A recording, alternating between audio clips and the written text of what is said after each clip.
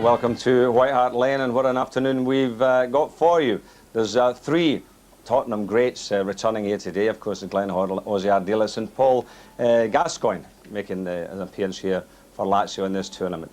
Now, we've had the first half already of the Chelsea Ajax game, and we've had a goal for you, would you believe? So coming up now, the goal from the first half with your commentator, John Helm. Oh, good turn, Cascarino. No wise. Wide here is Fleck. Nice little knockback from him, and that's the first goal of the new season. Gareth Hall struck it. What a delightful move, and it all stemmed from Ajax giving the ball away on the halfway line. Glenn Hoddle setting things in motion, and that's where they're smiling down on the bench. And the Welsh international, Gareth Hall, with the aid of a deflection, has netted the first goal of the season. Cascarino did.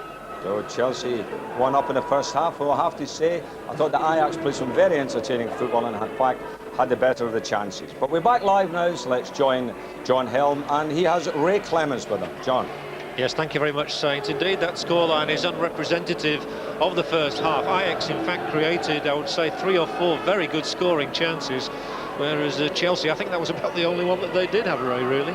I think so, yes, without a shadow of a doubt that Ajax were the better side. They played the better football, they created the better openings, but to be fair to Glenn's Chelsea, they have got a very, very patient build-up. They don't rush things. Glenn has said that it'll take time to get them to play the way he wants to.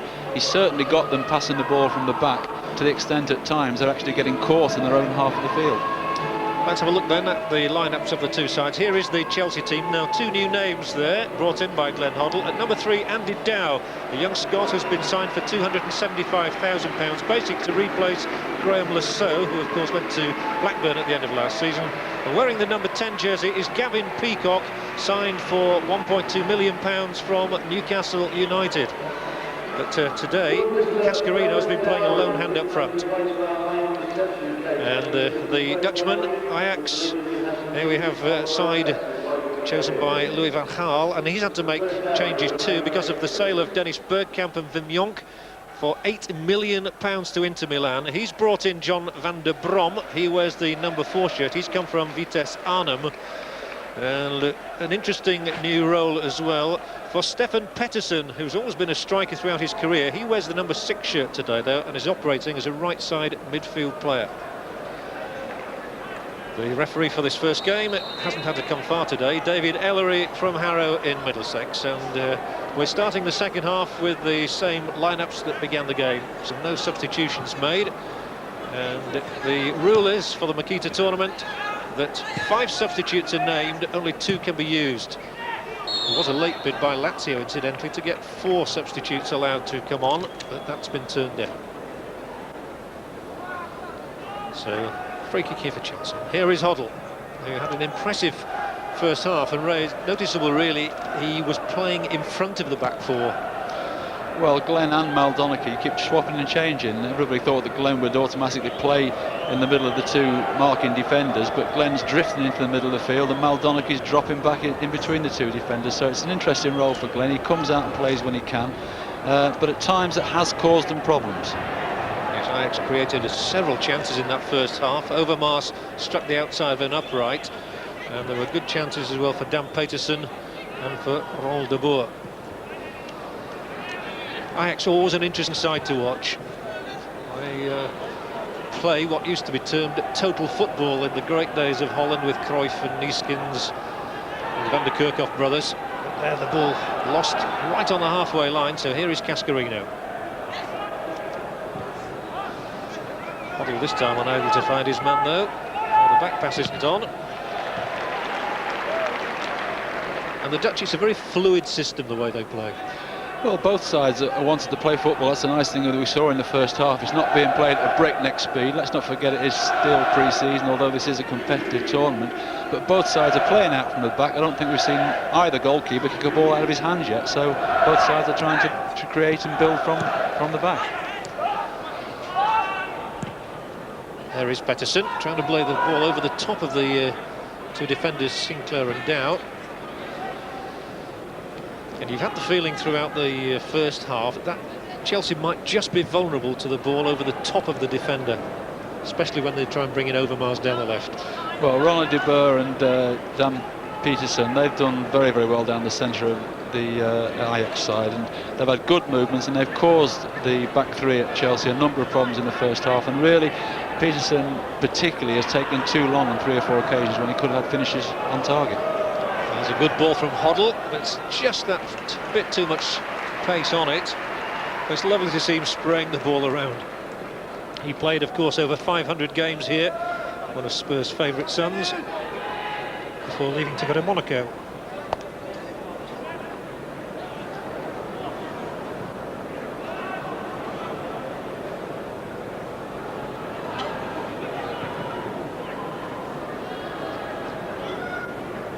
De Boer.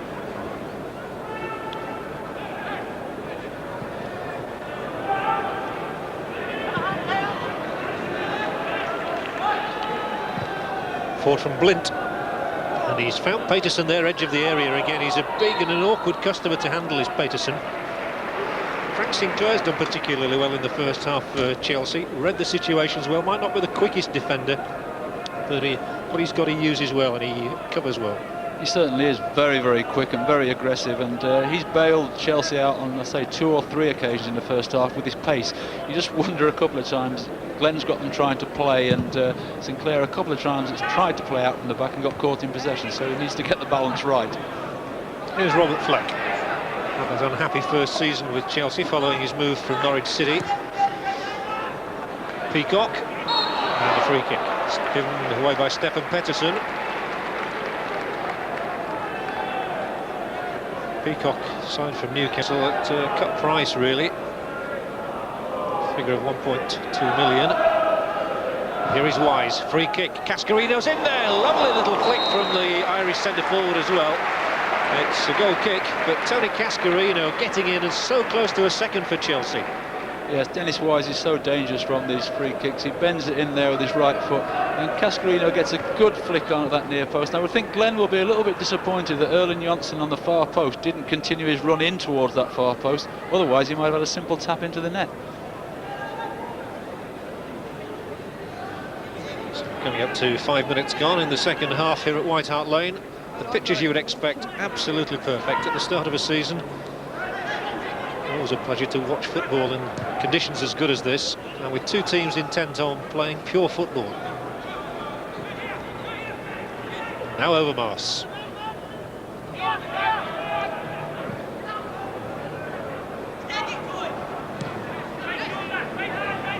Players content to just stroke the ball around, as Blint does now to Pettersson, playing in this new role. And here is the other De Boer, 2 twin brothers out there today, Ronald and Frank De Boer. But there's a bit of space now for Hoddle to utilise, though he's got nobody on his right at all, so he's got to hold things up. And Ajax managing to get people around him, and now Overmars will take on Sinclair.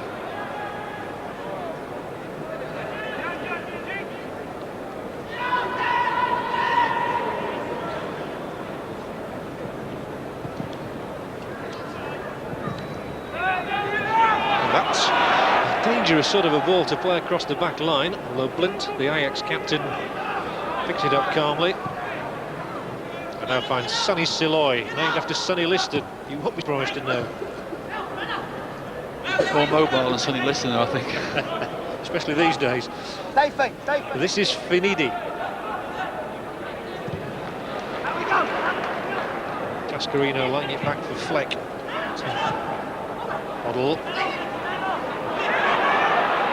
Finidi gets back. He's a Nigerian international, this lad Finidi. Trying to impress, he's been on trial. Not had a bad game so far. Hall, the scorer of the Chelsea goal. Siloy able to knock that one back to Edwin van der Sar. There is George Finidi. He used to play with a side called Sharks Calabar, would you believe? I think Ajax is a bit more easy to pronounce. De Boer. Peterson, lovely ball through. Here's Stefan Pettersson, and thumps it a foot wide of the right-hand right. Well, Pettersson is a striker, really. operating in a new role today, but the old striker's instincts were there all right then. Well, it certainly was a glorious strike. What a good through ball, though. Here we see it there. Measures the pass inside Gavin Peacock. He comes onto it, tries to hit it with the outside of his right foot and doesn't quite get the curl on it. Gavin Peacock would be a little upset that he let the run get beyond him, but Pedersen will be disappointed he didn't hit the target, because having been a striker, you would expect to hit the target from those sort of opportunities.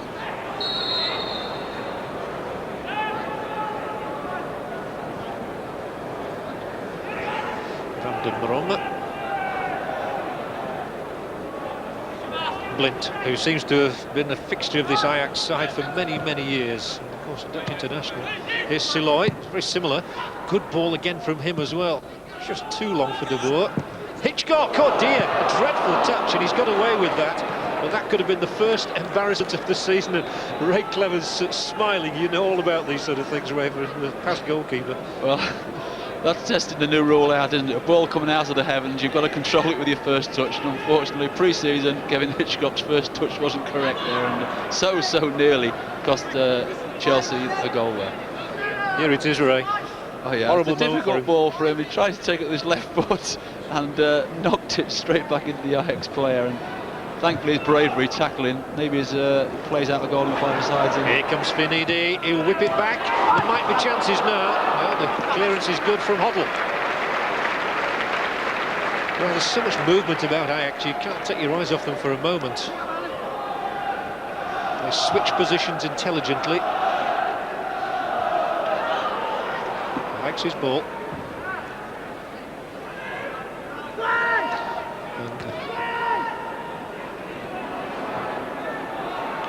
The coach of Ajax is Louis van Gaal there, who in his first season led them to the UEFA Cup final and to victory, having just taken over from Leo Beenhakker, who went to Real Madrid.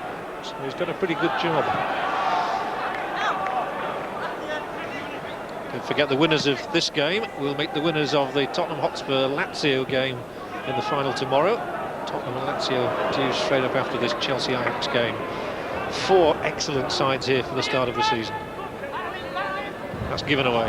Hoddle, nicely done. In from Hall, Peacock made the run. Blind stood firm. Ajax again looked dangerous because of their movement. Davids has come forward to support this attack. The chip over the top is for Peterson, but Hitchcock's read it. Let's have a word from Gabriel Clark on the touchline. Well, I think the Ajax coach Louis van Gaal will be a bit more encouraged by the way his team have started this second half. He was disappointed in the first half with a lack of good, well-timed support from midfield. He wants the Dane, especially Dan Pedersen, to time his runs better and not be so liable to getting caught offside. As for Chelsea, Peter Shreve told me they were pleased with the way things had gone. Obviously happy with the way the new formation was working. His biggest worry, he said, was that Glenn Hoddle was getting too much possession and he didn't want him to run himself into the ground. It's likely, if it stays like this, or if Chelsea get another, that Hoddle will be coming off with about 20 minutes left. Great ball through. Peacock's offside. Well, Glenn is 35 these days, of course, and sometimes the manager gets a better view anyway by looking from the stands as opposed to on the pitch. Now, we are going to have the first substitution, but it's Peacock who is going to be replaced, and taking his place will be Graham Stewart. Well, Graham Stewart, much talk about him over recent weeks, talks of Everton making a bid for him maybe. But I'm sure he'd like to stay with Chelsea if the circumstances are right. Yes, I'm sure he would, yes, and he's a very lively player. He'll be liking to break from the middle of the field, support Cascarino and Fleck, and he's also the sort of player who can create something with a little bit of magic on his own. Siloy.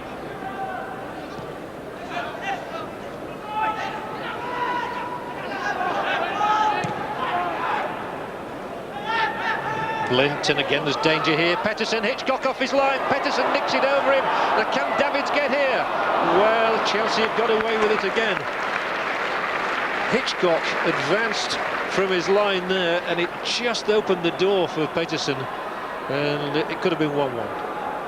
Yes, here we see another lovely through ball. Look at the weight of that pass. It just sits up here, makes it difficult for Kevin Hitchcock coming for it. Can't get there. And it looked like Davies was going to get there because he certainly outpaced Gareth Hall, but thankfully for Chelsea, another let-off, it's just rolled past the post.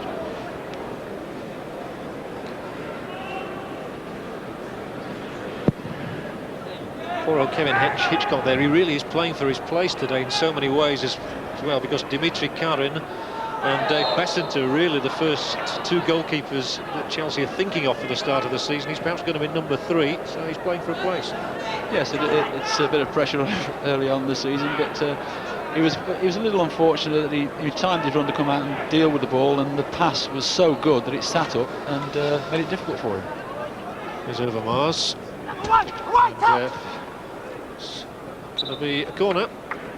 Just one last word on that goalkeeping situation. Dave Besant, I understand, will be out for several months anyway. He's had an injury, and I think he won't be playing much before Christmas. And I think Karen as well has had his problems with his knee as well, so you know he might be out for a little while. So there's a chance for Kevin Hitchcock here this afternoon.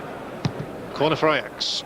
Hitchcock will play this one all right. Yes, I'm told Karian is almost fit. And also nice here today to see Paul Elliott. You remember he picked up that horrendous injury last season after that tackle from Dean Saunders. Well, Paul was telling me before the game that he too hopes to be playing perhaps in the new year, maybe even earlier. Here is Wise for Chelsea. I won't say struck it because he didn't. It trickled along the ground. No, it was as you said in the first half, an early season effort that really. Timing not quite there. Didn't strike it as cleanly as he'd like to, and a very, very easy save of Van der Sar. Oh, Overmars. Not only tricked his man, Hall didn't even bother chasing. You do feel that Overmars is a tricky customer who might just let the door for Ajax. You do, but I've been a little disappointed in him, certainly in the first half, that we haven't seen more of him. He hasn't really had good service, maybe, but you expect a little bit more of him, having seen him play so well at Wembley earlier in the year. Van den Brom. Now, Finidi. He'll get another chance to play it in. Give that chance to Van den Brom now. Blint coming further and further forward. Shows the ambition of this Ajax side. Closed by Sinclair. Ajax have quite a pre-season programme lined up. They go from here to play Barcelona. Here is Wise. He's done well. Still Dennis Wise. No free kick. I think he just ran out of puff. I think so. It was a lovely skill from Dennis Wise to create the opportunity, but Dennis, I think he realised he didn't quite have the control and didn't quite have the legs to get on it, so went to the ground hoping for a free kick.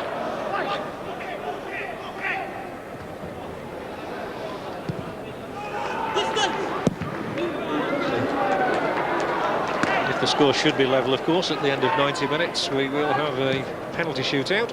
But at the moment, it's Chelsea leading by a goal to 0 with just under half an hour left. And the sunshine streaming down on White Hart Lane. It's a very impressive stadium these days.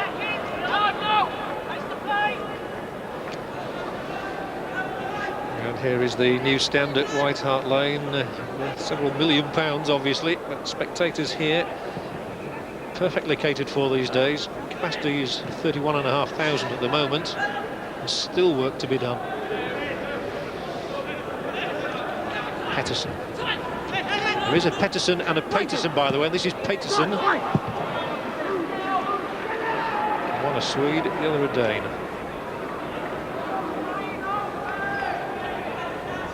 And we're talking of new stadiums. Ajax are building one in September. They start work in September on a 50,000 capacity stadium, which is going to cost £60 million. And that's going to be obviously magnificent, with a sliding roof and car parking for 2,500 vehicles.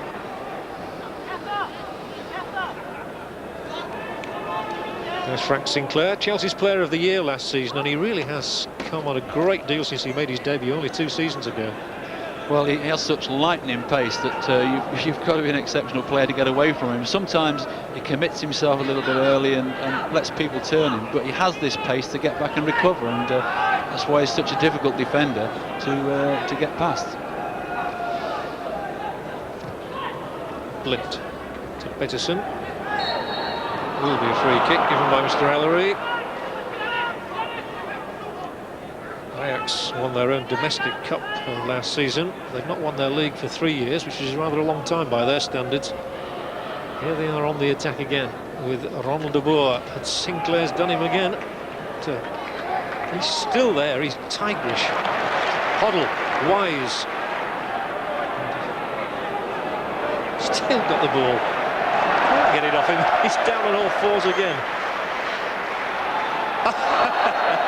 There's one thing about Dennis Wise, he's always in the thick of things. He's been loving every minute of that. Well, Sinclair didn't like something there. No, it was rather a late challenge there by Edgar Davids coming in after he played the ball, but I would think Dennis Wise, it was the last thing in the world he wanted was that ball coming back to him. He'd just beaten 3 or 4 men, he'd fell over, there was a couple of passes, it went to Gareth Hall and he promptly gave it back to Dennis Wise, who was just getting up off the floor from the first challenge. He looked like an exhausted marathon runner, didn't he? The end of 26 miles. You see the funny side of it now. The cheeky little chappie, that's what they call it. That's right, he sometimes gets involved in situations, Dennis Wise, but he loves the game and he's shaking hands there with Edgar Davids now, and he's a great character and I'm sure he's good to have in the dressing room. Sinclair. There he is again. Can't keep him out of it at the moment.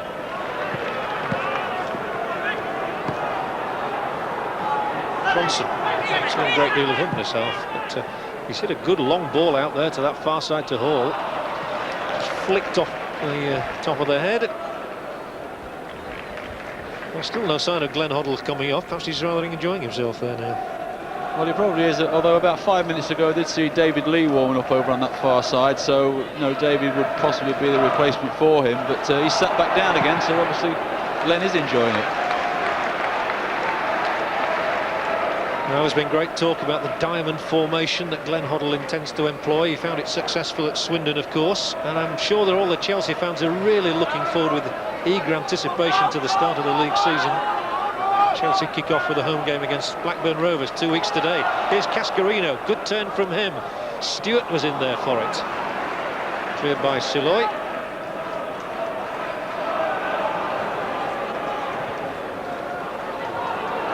Now Stewart again. To Dow. He's a bit of a dead ringer for Graham Lasso in that left-back position. Very similar styles.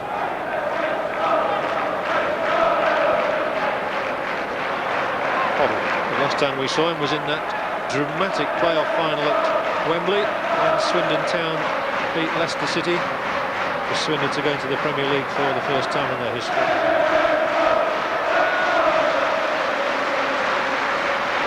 That really was a wonderful match to conclude last season. Dennis Wise is in a personal wrestling match at the moment, isn't he? With Edgar Davids. Yes, they've not been very far away from each other all the game, and this last 5 minutes they've even been closer in each other's shorts, really. It's a flyweight contest, isn't it? Cascarino, he's the heavyweight, he's got a lovely header on here as well, and Fleck gives him it back, and Cascarino thunders it across goal.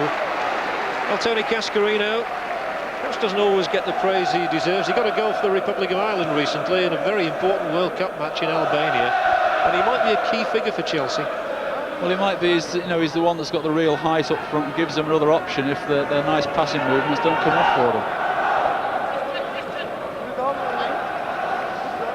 I was only thinking there before that when that opportunity came up that we hadn't really seen a lot of Fleck and Cascarino with any firepower between the two of them. But certainly the two of them created an opportunity there.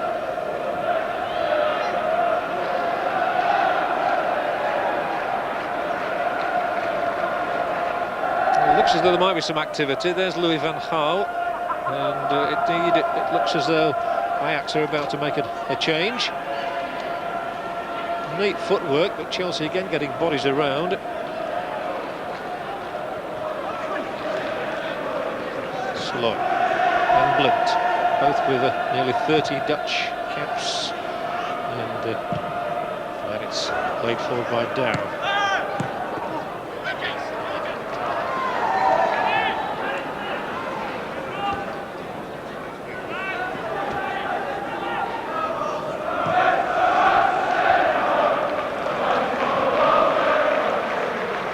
That was a stern challenge, to say the least, from the Welshman Hall. But still, his is the only goal from this encounter. Just under 25 minutes to go, and The change that Ajax are making sees the exit of George Finidi. So the Nigerian international has gone away to be replaced by Jari Litmanen, Finnish international. His father was an international too.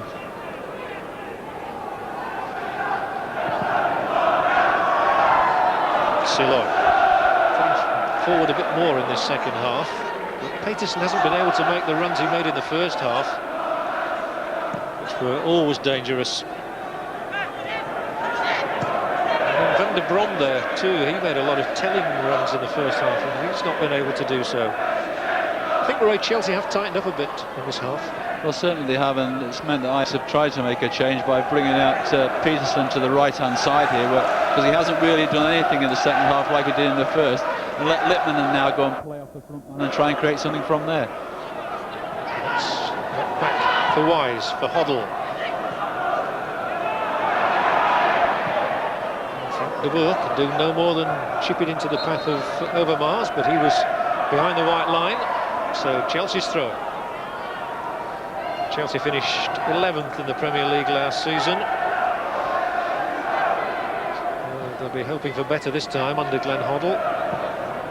They were the only club to actually sack a manager in the Premier League last season, that man being Ian Porterfield, of course. And David Webb took over for a short spell. Glenn Hoddle has now left Wiltshire to come back to London. It's Hoddle's ball in there as well, which was met by Cascarino, and it's still in play with Stewart. Wise scurrying away down the right, laying it back for Hall. It might yet come through to Fleck. It's calmly played by Frank de Boer. A lot of the Chelsea fans at the back of the Ajax goal here looking for a bit more action, I think, from the Chelsea front players. Peterson will chip this one over the top of Sinclair, will he? No. The central defender able to head it back. And let's have another word with Gabriel Clark on the touchline. Well, interestingly enough, the reasoning behind that substitution by Ajax, according to their coach Louis van Gaal, is not so much to get them back into the game, but to deny Chelsea, and in particular that man Glenn Hoddle, more space, because Louis van Gaal feels he's been running the game, and even though the talk of him maybe coming off hasn't got through to the Ajax bench, that's their verdict. It's not so much to get back into game, but to deny Glenn Hoddle the space he's been having. Thanks, Gabriel. Hoddle making his influence felt already then. So here is Overmars. That's a useful ball in, and it eluded everybody for a moment. Eventually put out of play. You do feel Chelsea might yet get undone in the last 20 minutes with one of those crosses, but they've defended better this half. Yes, they certainly have. They've picked up the runs from midfield better, and they've kept Overmars quiet, but he's just showed how dangerous he can be if given any space whatsoever. Peterson beyond Hitchcock, corner.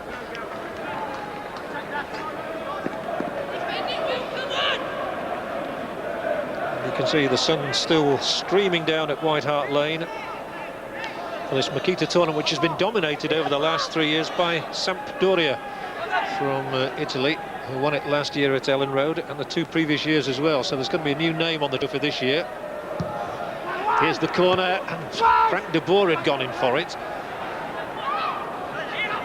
And now we have 21 players inside the Chelsea half. Blind hoists it. In the area was Peterson. It's not a convincing header down. And again, Chelsea able to bring the ball out. It was a disappointment that Ajax's latest signing isn't here today. And of course Frank Rijkaard, who has rejoined the club this week for less than £500,000. A terrific spell with AC Milan, of course. And their other big close season signing, there's a bit of pressure put on by Cascarino, but that is going to be a free kick. Ajax's other pre-season signing is that of Peter van Vossen from Anderlecht for over £2 million. And he's injured.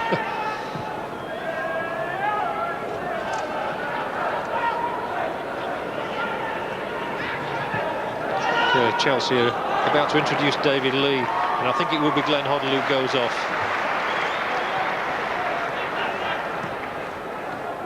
That's what expect Glenn to play 2 days on the trot to play full 90 minutes. A little bit expected a bit much, I think, at his stage in his career.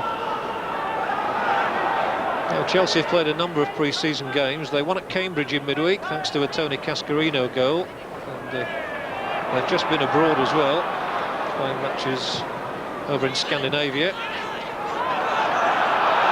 Here is Stewart. Now, we all know what he can do. He scored one of the most spectacular goals of all last season at Hillsborough. He's got Fleck moving. Still Stewart. Fleck again. Should get the shot in at least. Oh dear. He ran out of steam. Blint took the ball away from him, and another chance has gone begging for the Scot, Robert Fleck. Yeah, that was disappointing there. He created opportunity for himself, Fleck, and then turned down the chance of having a shot with his left foot. Wanted the extra touch, and of course Ajax got back on him. Here he is now. Perhaps just lost a bit of confidence, Ray. He had a pretty dismal first season, didn't he, at Stamford Bridge? Just 3 goals. Yeah, certainly he's lost a bit of confidence. It's not helping either. A couple of mistakes that he has made in this second half. The bank of Chelsea fans to our left are having a little bit of a go at him because maybe they're not seeing strikes on goal from him. But now it's pre-season. He's still not really 100% fit. He hasn't got his sharpness yet, and he needs a bit of a boost from the fans really at this stage of the season. Yes, fans can have a big effect on players. Now here is Blint for Ajax, and there might be a chance. No, De Boer's gone offside.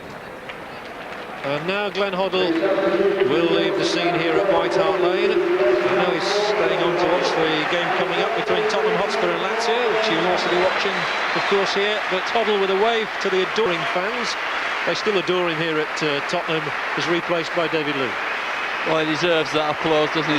He's been a great player. He's still a very, very good player. You know, he's come onto a pitch here, having played in the First Division last year, moved up a league, now playing against some of the top players in Europe, and so the Ajax manager is worried about him dominating the game, and he really has.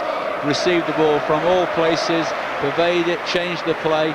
Okay, we haven't seen him a lot in the last third of the field, but then he's done enough in the other 2/3 of the field to justify his position out there, and I would imagine he's quite happy with his performance sat in the bench there, and I would think quite happy with the team's performance so far. Always been a great player in my eyes, certainly, Ray. I mean, 53 caps for England. He could have won many, many more. Yes, I mean, it'll always be a mystery that maybe he didn't play more and that managers didn't base their team more around him, and he has got exceptional ability. I had the privilege to play with him for a number of years, and you know, I've admired his play since he left. He's proved he can play not only in English football but in European football as well and be a success. So yes, he is. He's been a great player, and he'll obviously be a big asset to Chelsea in this coming season. Well, Frank Sinclair is one of the younger generation. He's got a knee injury there, being treated by Bob Ward, the Chelsea physio. Start of a season, you often pick up all these sort of knocks and strains and get a bit of cramp, I imagine, as well. Yeah, especially towards the end of a game. You know, the fitness still isn't quite there, and therefore towards the end of the game you get a little bit tired, and any sort of little knock you get, it affects you just a little bit more. And you're looking in the last 10 or 15 minutes of these pre-season games for a little rest now to get him. And Frank Sinclair's put himself around a lot this afternoon, and he's probably as much as anybody feeling a little bit tired. There is going to be a player of the tournament from the 4 games, and Frank Sinclair's been as good as anybody for me today on the Chelsea side. Yes, he's probably the only one in the back 4 at Chelsea that actually could cope with Overmars' pace if he was run by him, and on the couple of occasions he has been confronted by Overmars, Sinclair's matched up to him and come out the winner. So let proceedings recommence.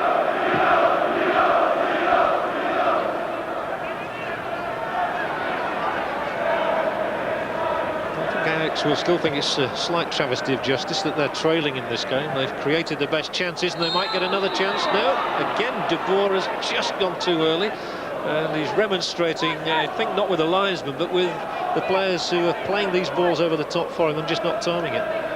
Yes, he's just wanting, it's literally a split second either for it to be delivered slightly quicker or for him to delay his run slightly more, and you're literally talking about a split second, and it's happened so many times. Sinclair's going off, and Hoddle animated.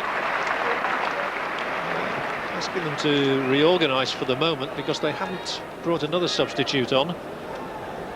And it is only 2, of course, so they can't bring anybody else on. Lee on for Hoddle, Stewart on for Peacock.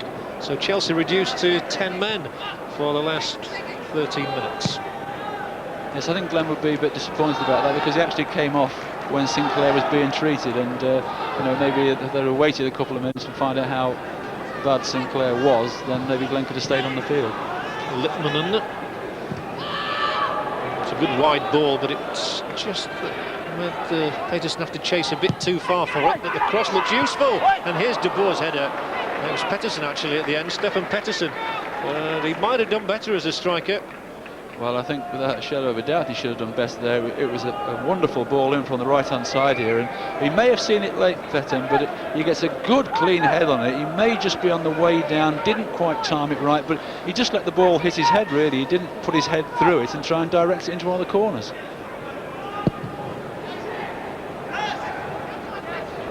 Cascarino using his height, and the goalkeeper Van der Sar has to use his feet. He's hardly been in the game at all, to be fair, has he, Van der Sar? Can't remember him having to make a save in the second half, and really the only save he had to make in the first half, he was beaten by a deflection, so I doubt if he'll need a shower after this game. Oh, that's a good ball for Davids. All spotted it. Yes, it was a cruel goal in many ways. I think it was a double deflection, really. The goalkeepers just do not fancy those at all.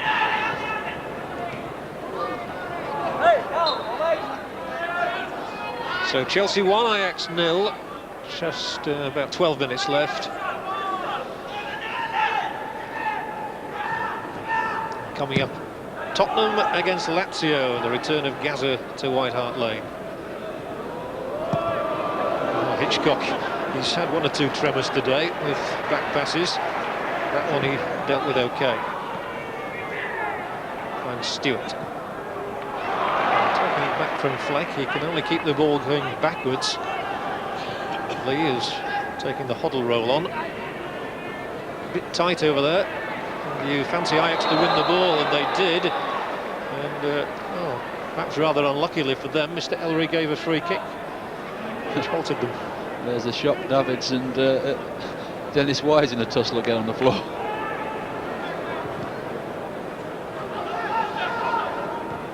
Peterson. De Boer.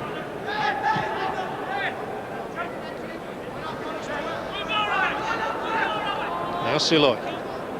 Got people ahead of him. Chelsea have got many men behind the ball this afternoon, and then as you see, that final ball again wasn't accurate enough, so away goes Dennis Wise. And a fair tackle on him this time by Davids. Peterson was rather stronger than Stewart. Now Overmars will run at Hall, trying to tee the ball up for Edgar Davids, who got a hat-trick in the semi-final of the Dutch Cup last season. Danger now, De Boer holds it intelligently.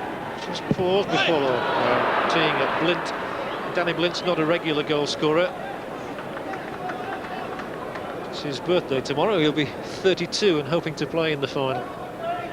Yes, I mean, when the ball was played back to him there, he got it underneath his feet. He couldn't sort his feet out, and way over the top. A typical defender's shot, really. Although you expect better from the techniques of the Dutch players, don't you?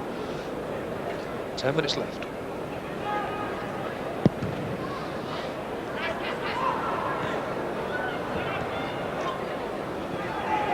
Davids bobbing up in the left-back position then. Now Blind. Overmars. It was Overmars' pace that really embarrassed Des Walker at Wembley and led to Holland getting that late second goal, forcing a 2-2 draw in the World Cup qualifier. And it was Van Vossen who scored it, the man who's just signed for Ajax. Peterson. This might be useful. De Boer. Surrounded by blue shirts again, though, and they're going around in circles at the moment, trying to find a way through. Peterson's here, inside the area, chance for Litmanen, and Litmanen equalises for Ajax. Lovely combination inside the Chelsea penalty area, and the Finn, Jari Litmanen, equalised. Well, it's what Ajax deserved. Here we see the build-up, a lovely patient build-up. Then it looked like they had nowhere to go. Then some lovely skill here, and Peterson, who's done well all the game, apart from scoring a goal, knew where Litmanen was, flicked it over his head, and Kevin Hitchcock going to his right, and Litmanen decided to drive it into the near post. It was a lovely header through. there's Bedson on it. He knows where Lippmann is. Lovely left foot over the top of Dow, and maybe if Kevin Hitchcock could have stood up, he might have saved it, but it was still a great strike from Lippmann. Yes, he'll be disappointed to have been beaten on his near post, but it's one of those where you never know which way the striker's going to hit it, really. No, that's right. It was just pure power there from Lippmann, and Kevin Hitchcock took a chance, and he took the wrong card, I think. Yes, he did. Well, Mr. Eller is going to have another word now with Davids and Wise, and I'm sure referees in pre-season matches do not want to show yellow cards unless they're absolutely forced to do, and I'm glad to see Mr. Eller has not done that. Yes, and really throughout this game it's been played in a good spirit. There's only really been Dennis Wise and Edgar Davids there who occasionally have got very close together and made one or two rash tackles, but that's been the only possible flare-up throughout this game. Apart from that, it's been a good footballing game. Trust me to open my mouth. Janssen comes straight through the back of De Boer. Great timing, Ray. I think Ajax fancy this now. They might feel they can sneak a victory. They're playing well. Lippmann's here again, edge of the Chelsea area. Van den Brom was coming in to be involved too. Blind. Bodies all over the place. Inevitably, one of them is that of Wise. Just about picked himself up. Chelsea still have a man down and out of the action. Johnson, yes. Sensibly, the ball's been put out of play so that Johnson can have treatment. Looks like his ankle. Yes, I think he just jarred his ankle as he went into a tackle there, and as I say, it's, we've got what, seven minutes left in the game, and the players will start to be feeling the game now, and it just got a little bit heated there for 2 or 3 minutes. 1 or 2 crunching tackles going in, which hadn't really happened all the game, and Janssen went into one and actually looked like it's come out of it the wrong way. It looks like he's got a knock at the back of his ankle. Chelsea, of course, only able to use 10 men for these closing minutes, and they're just feeling the strain. Alongside Glenn Hoddle there, of course, on his left was Peter Shreve, former manager here at White Hart Lane. It's an emotional day for him, as I'm sure it is for you, Ray, too. Yes, it's a strange day, but I'm sure it's a great day for Glenn. He's possibly to a lesser extent that Glenn coming back the first time as a manager, and Peter having been the manager here on 2 occasions, and coming back as Glenn's assistant, somebody who Peter's a great admiration throughout his time at the club. So many people have contributed to the life of Tottenham Hotspur over recent times. It's rather sad at the moment that it's not been such a happy place the last few weeks. However, here we are, 1-1 the score, Chelsea and Ajax, with Tottenham against Lazio, the next attraction. And Ajax are looking for a winner here, maybe. Van den Brom trying to tee up Overmars. That one dribbled through to Kevin Hitchcock. And with 5 minutes left for someone to snatch a winner. Well, Dennis Wise did here very, very well in the end. Here's the first opportunity there. He knocks it to Overmars, and Dennis Wise gets across so quickly and tries to put off Overmars, and in fact just puts off Overmars enough that he actually doesn't make good contact with the ball. I think Wise has had an excellent day all round. He's been involved in everything. And here's a shot for Chelsea. Cascarino whizzed wide. Well, that would have been a spectacular winner. Van der Sar scuttling across his goal. I don't think he'd have got to that. I'm sure he wouldn't. I mean, he's been so inactive, it would have been difficult for him anyway, but he just watched that. He made no attempt, and I think it was probably closer than what Van der Sar thought it actually was. Good strike there from Cascarino. Well, Cascarino's got a couple of goals in pre-season games, so he'll be feeling pretty good. Basically, that's what it's about, pre-season, isn't it? Building up confidence, getting a pattern of play. Yes, getting a pattern of play and eventually getting that sharpness into your game, which you need once the serious stuff starts. Ajax are looking strong again. Overmars doesn't quite win the corner from Hall. Well brought down. Blint. A lot of men up here for Ajax again. Firm header out by Lee, though. Well, and that's given away, and Peterson is in the area. And intelligently, he tried to backheel the ball to Lippmann, and he's full of little tricks.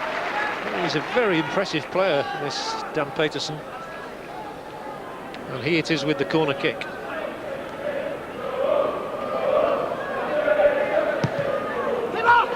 Hitchcock, positive, whipped it off the head of Davids. And we've 3.5 minutes left.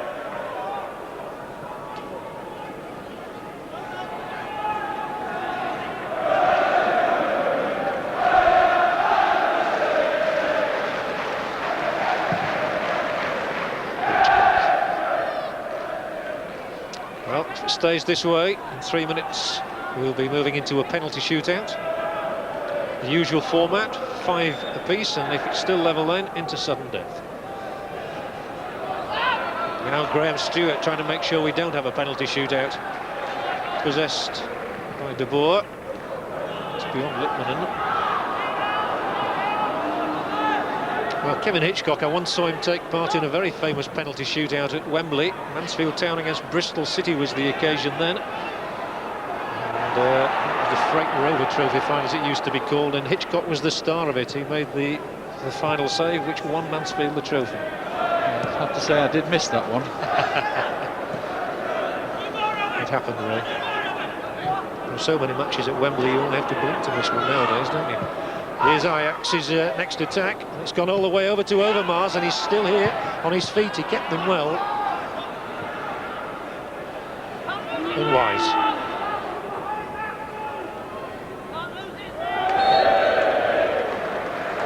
Chelsea 1, Ajax 1. And Ajax certainly deserved the opportunity to win the game from the penalty spot. For me, they've been the better of the two sides over the 90 minutes. Although Gabriel Clark was telling us that Chelsea were quite happy with the way things had gone from their point of view. Yes, I would have thought so in terms of the pattern of plays is coming together. Obviously Glenn will want to just have a look at this as Lippmann takes that ball inside the area, and here's De Boer, and a critical tackle made by Johnson. Well, for a moment it looked as though Ajax were going to nick it. Van den Brom, they still might. There's plenty of people up here now, and this is Blinton. Hitchcock has to be positive. Just got to cross his man, and the ball ran out. Yes, I was just saying there, it was a great tackle by Johnson, wasn't it? Because that was a real opportunity there for Ajax to go in front in these dying minutes as such. But I think that Glenn will be relatively happy with the way the side has played. Maybe they haven't created as much as Glenn will hope they'll create during the season, but their passing has been neat and it's been crisp. And I say they just need to sharpen up front and try and make more opportunities from the possession they actually have.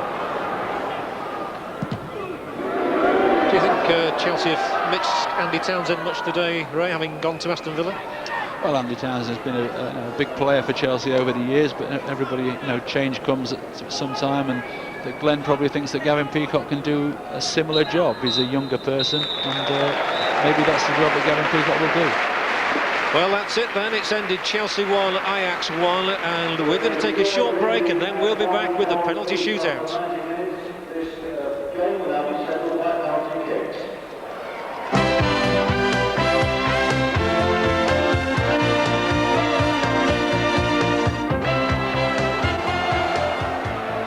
Welcome back to White Hart Lane. You join us to the drama of the penalty shootout here. He's on one already. Dennis Wise has scored, Pettersson has scored, and there's David Lee scoring for Chelsea to make it 2-1. If you're just joining us, the news is that Chelsea and Ajax drew 1-1 in this first game of the Makita tournament, with Gareth Hall having scored for Chelsea, and Ajax getting a late equaliser from Jari Lippmann. The save from Hitchcock. He saved the effort from Ronald De Boer, and Chelsea now lead 2-1 and have their noses in front. Well, Kevin Hitchcock, as I was saying earlier, has been known to be a star of penalty shootouts in his days with Mansfield. Is he going to be the hero of this hour as well? So Kevin Hitchcock can only stand and watch now. It's 2-1 to Chelsea as Robert Fleck steps forward to try and make it 3-1. Well, the Chelsea fans haven't been very kind to Fleck earlier, but they are now. They salute him. Chelsea lead 3-1. And Ajax will be really kicking themselves if they let this one go. Fleck calm, a lovely little chip. Ajax, if anything, were the better side throughout the 90 minutes, but they now trail 3-1 in the penalties. This is John Van den Brom, new signing. Will he score? No! Hitchcock saves another one! And surely Chelsea are not going to let this one slip now. If the next one goes in, Chelsea will have won. But Van den Brom to Hitchcock's left, he guessed right. and that's 2 saves out of 3 he's made. So the man whose goal kept Chelsea in front until 10 minutes from time has the chance to win it for them now. Gareth Hall steps up.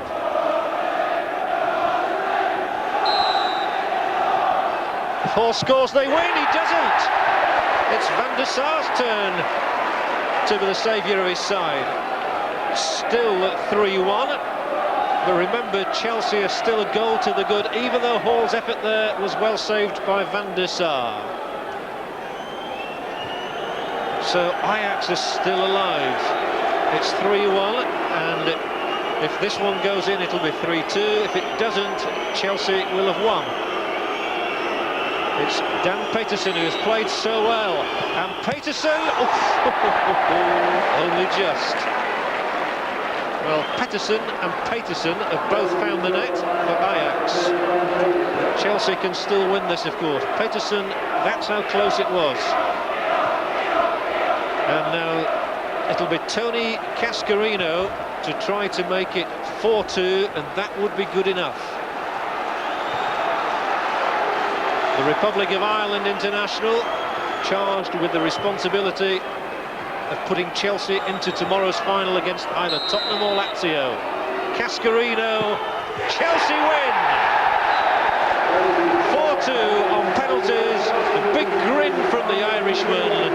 Chelsea go through because Dennis Wise, David Lee, Robert Fleck and Cascarino have scored their penalties. Chelsea will meet either Tottenham or Lazio in tomorrow's final. And of course Tottenham and Lazio coming up shortly, but Kevin Hitchcock very much the hero there for Chelsea with those saves from Ronald de Boer and from John van der Brom. Dennis Wise has certainly played his part, and an indefatigable display from him, and he got the first penalty as well. But here's Cascarino's shot, struck with venom into the middle of the net, and it's good enough to send Chelsea through 4-2 to the final. Ajax will play in the 3rd, 4th game against the losers of the game. That's coming up next. Tottenham against Lazio after this break.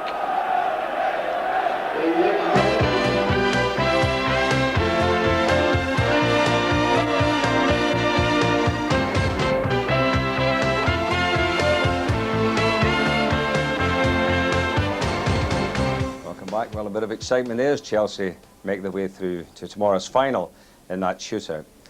Coming up now, it's going to be Lazio against Tottenham. And when Lazio arrived yesterday at Gatwick, Paul Gascoigne declared a 12-month ban on talking to the media. So it's amazing how time flies. 24 hours later, he had his thoughts on returning to White Hart Lane today.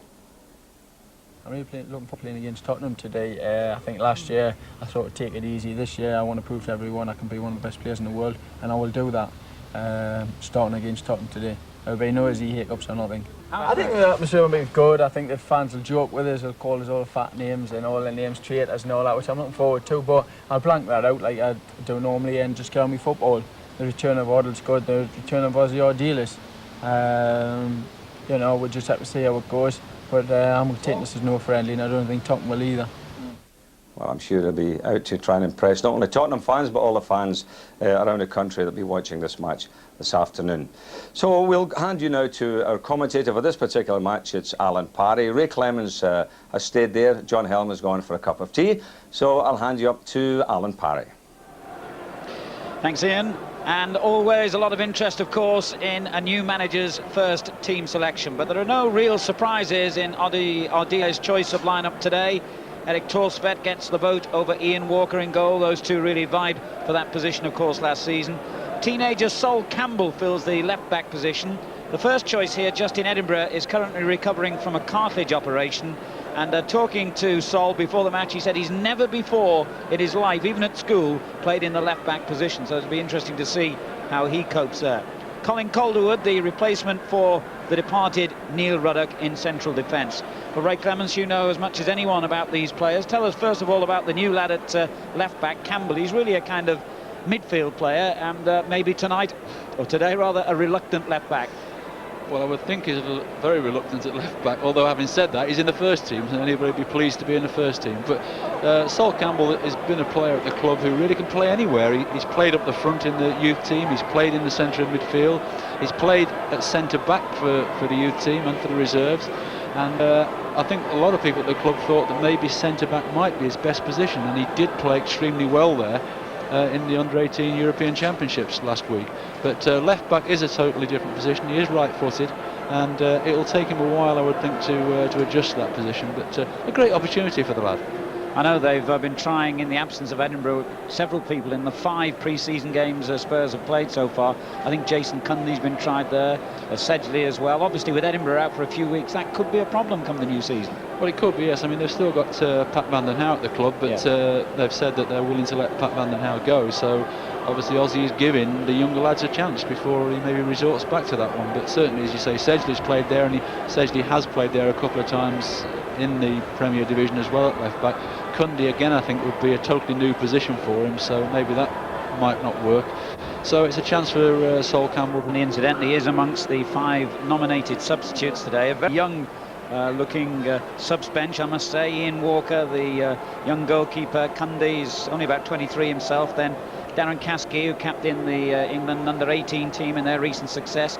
Ian Hendon, another England under-21 international. And Andy Turner, who's only 18 but has been substitute for the full Republic of Ireland squad. Underlining what everybody's been saying for some time now, Ray, that the quality of the youngsters coming through here at White Hart Lane is arguably the best for many years. They've got fantastic quality of youngsters coming through. That can't be argued. They've got outstanding talent in different areas at the club.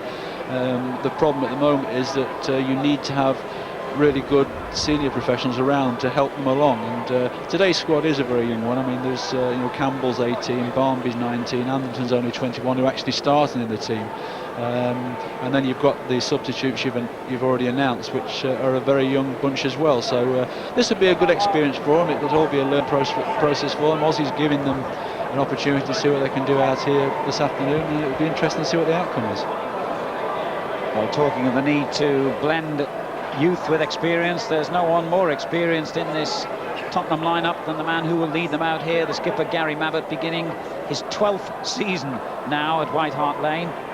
32, but still I would think amongst the fittest players in the club. And interesting to see as well today how his new central defensive partnership goes with Colin Calderwood. Ray, I don't know how much you've seen of Calderwood. I saw him quite a lot playing for Swindon last season. He's certainly an accomplished footballer who I don't think will be out of his depth at all at Premier League level. No, he's a very steady player. I've seen him play a number of times, and a lot of people have watched him over the years, and he's a very, very good professional. He's a steady player, not got the greatest pace in the world, but he's adequate, and hopefully that the blend between Mabbott and Calderwood will gel very, very quickly, because it is an important part of the side, and especially because at the moment left back is a position that's a problem. We don't want a problem at the centre of the defence as well. Mabbott as well, he had to have an operation at the end of last season, so he's come through that well, but that doesn't surprise me, because Mabbott is a great professional. He's the career he's had with the problems that he's had has been fantastic, and he's a good captain for the club. Well, we'll talk about the young players coming through, and maybe by the time one or two of them make it as regular first teamers, the new look White Hart Lane will be completely in shape. And certainly they stand there in the Paxton Road end of the ground, taking shape now, but it's just one phase of the multi-million-pound redevelopment of this famous old ground that will give White Hart Lane a status really as good as any stadium in the country when it's all completed. And here come Tottenham for their first appearance of the new season at White Hart Lane.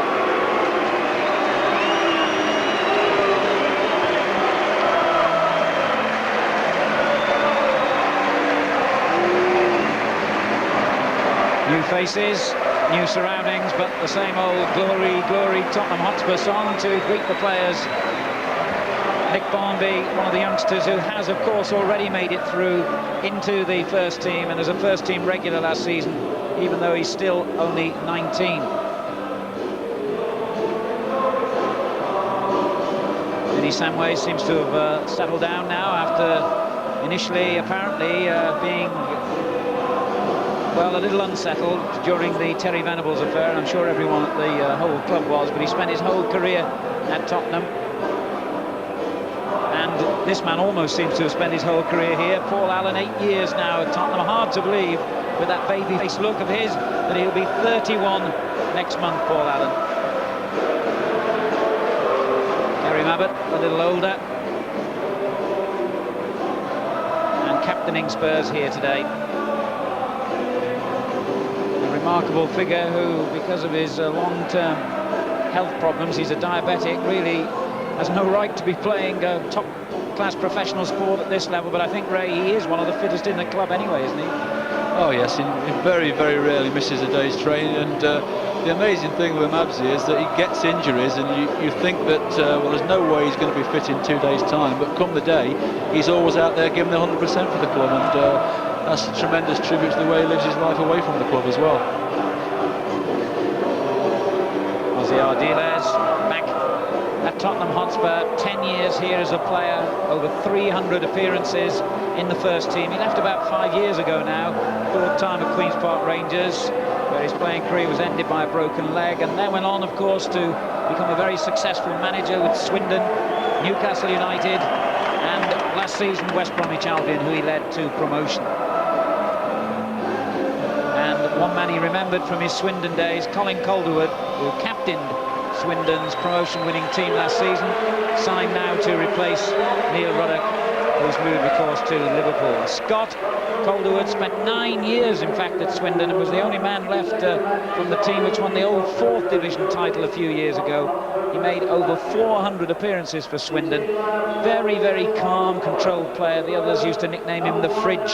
He was so cool. And as Ray was saying, I don't think he'll have any problems adapting to the Premier League for the first time in his career.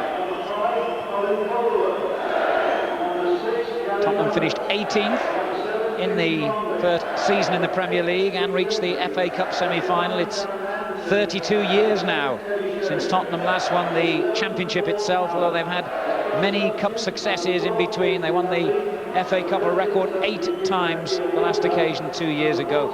But Ray, I imagine the big question really on and off the field is how much the club has been unsettled by all the publicity and the acrimony following the departure of Terry Venables. Do you think that's still going to be hanging around in the background for some time?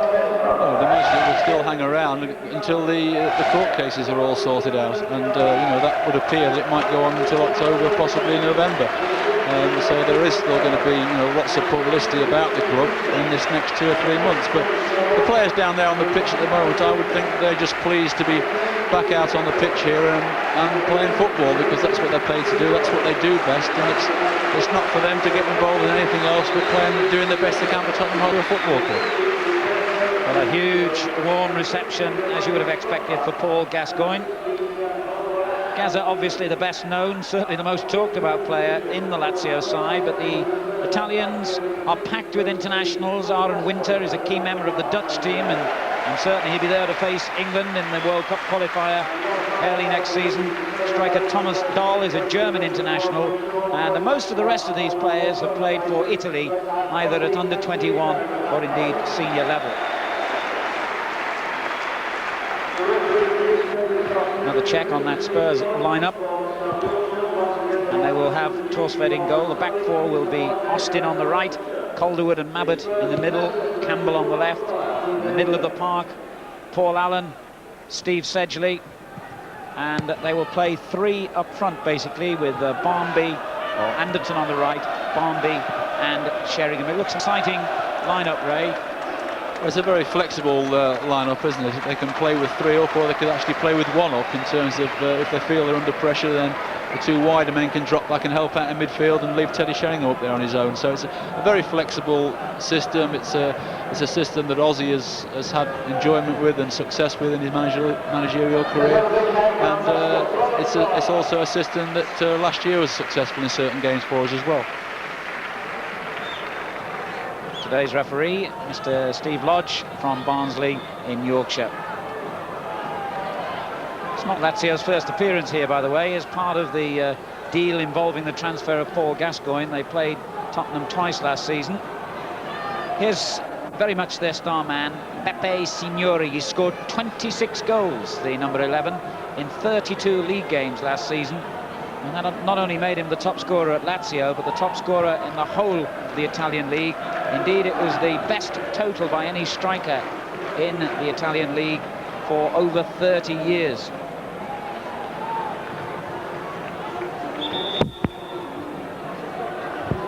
In those two matches I mentioned last season, Lazio certainly had the upper hand over Spurs. They won 3-0 in Italy and 2-0 here at White Hart Lane.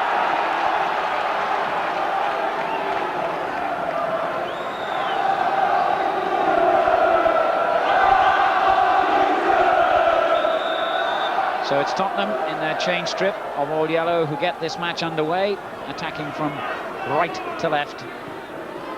And everyone will want an early touch of the ball here, so important in these pre-season games to get your confidence, give yourself the belief that the long 9 months that stretch ahead are going to be good ones for you personally, as well as for the team.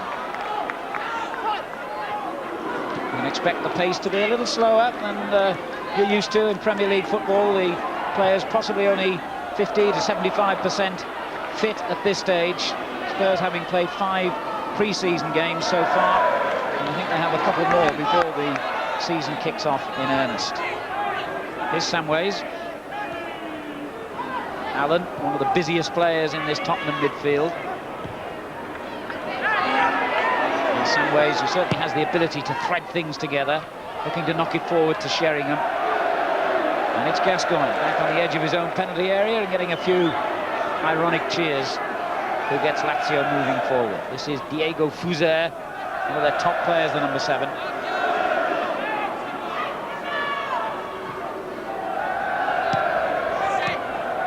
Good football.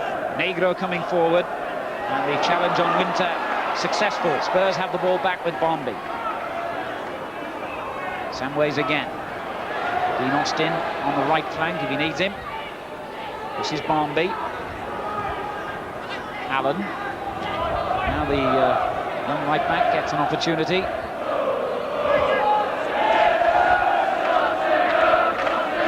Allen again. Sedgley. And first touch, I think, for the man we were talking about before the kick-off, Sol Campbell. And not a bad effort for an essentially right-footed player. He got that ball in well to Sheringham. And here he is again. Sedgley. And the ball deflected away by De Paula for the first corner of the game to Tottenham. New centre-half, Colin Calderwood, coming forward. He's not exactly renowned as a goal scorer, though. His Swindon partner, Sean Taylor, used to get most of the goals for them from corners. And he didn't quite reach that one either. Well taken by Marchigiani, who played every game for Lazio in the Italian league last season and is number 2 in the national squad. Calderwood's header, picked up by Winter. And that's a good ball forward to Gascoigne. Being held off by Mabbott. Winter. Good cross by the Dutchman, and just fell where Torsvet would have wanted it to, because Signori was coming in.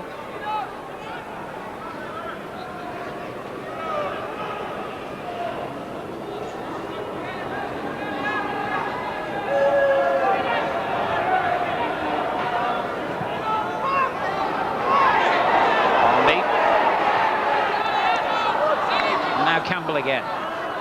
Just 18, this young boy, comes from Essex. Sedgley. Looking for Sheringham and finds him well. Whipped away from him in the nick of time by Negro. Austin gets it back in again. And Winter with time to control it. And picks it up again from Signori.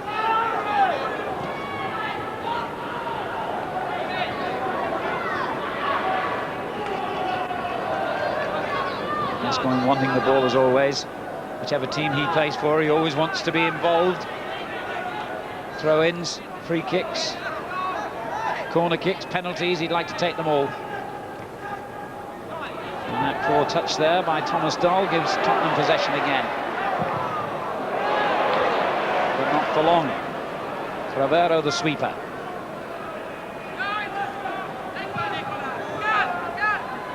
This is Paulo Negro, the 21-year-old. And now Fuser, experienced player. A lot thought of him in the Italian league. Samways takes it off, and then Gascoigne beats him. Calderwood sweeping well for Tottenham. I'll tell you what, Gazza's not treating this as a friendly. He's gone in for 2 tackles there. One with Samways and one with Anderton, as though his life depends on it. So certainly there's no friendship as far as Gazza's concerned in this game. Yes, I'm sure Paul Gascoigne will certainly want to give a good account of himself back on his old stamping ground. Good header there by Campbell, and the goalkeeper had to react quickly. Any mistake and Sheringham would have been onto it. Made a confident start, Sol Campbell. Long ball there by Fuser. It was a long ball too, but the wind turned it nicely towards Torsved. Dean Austin, who really made that right-back position his own last season, finding Samways.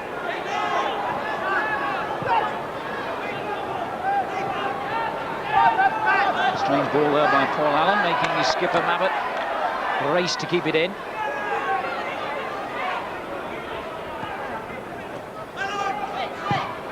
Clever ball, Barnby to Dean Austin. Anderton on his right. And back it goes to the fullback. Good ball, Sheringham. Well, that was a fine move by Tottenham. It certainly was, yeah. All started with Barnby coming off, as he likes to come off from the front there and spread the ball around, link things up. He changed the play, and all of a sudden an opening occurred down that right-hand side. Signori at the other end causing a few problems. Now Doll, the international, gets it back to him. The German player doing well, but Signori's still there. That's tremendous skill under pressure, and in the end Mabbutt came and took the ball off him. Now Samways, cut out by Cravero. Barnby again. Allen giving it away to Aaron Winter. Cavalli keeps it in and did well.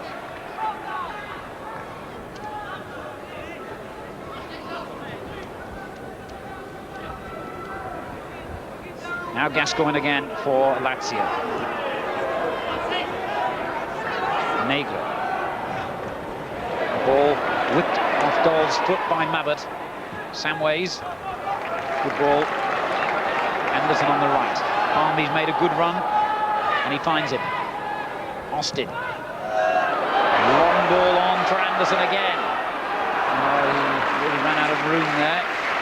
Anderson took a while, I think, Ray, didn't he, to settle when he came from Portsmouth, but he seems to be confident again now. Well, I think the second half of the season he was exceptional for the club. But in the first half he found it a little difficult to settle, but also had a hernia problem which nobody really knew about, and he was trying to protect. But once he had the operation and got fit again, I don't think the lads looked back, and had a very successful under-21 tournament into Toulon in the close season, and he looks as though he's full of confidence again now, as we're saying. And here he goes, Anderton. Sheringham peels away to the far post. I think he was looking for him, but slipped at the vital moment, and De Paula gets it away.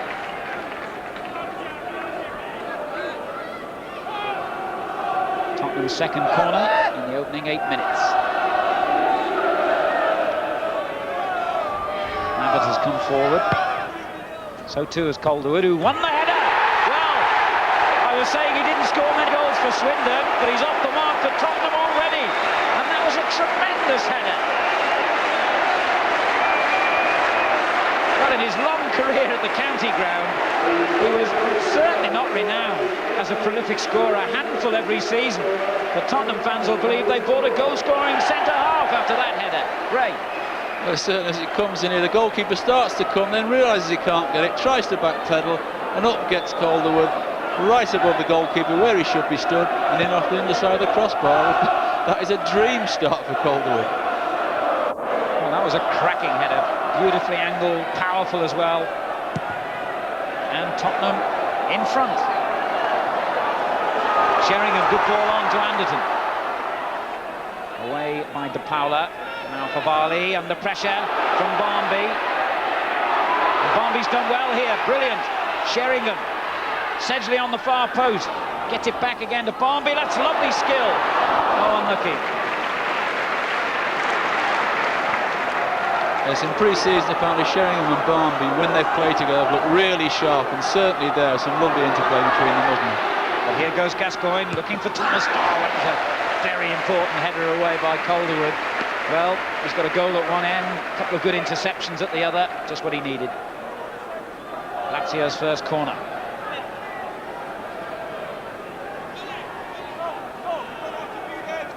Gascoigne hovering near the penalty spot. Should be Torsvet's routine for him. That's one of the fascinations this season, Ray. Torsvet or Walker, you've worked with them both, of course. Not much to pick between them, I would think. No, certainly. Dougie Livermore and myself had that problem at the start of last season. We started with Walker, and Eric got back in and had a very, very good season. There's another man who had a great season. Sheringham didn't quite catch that one properly. Hat-trick in the final game of Spurs' unbeaten tour of Norway.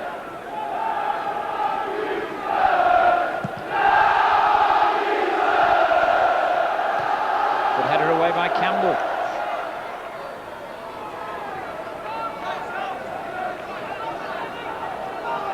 Paula and Nagel. Campbell intercepts. Good football from Spurs. Nice to watch, but a little over-elaborate then. Barmby dispossessed by Fouzer.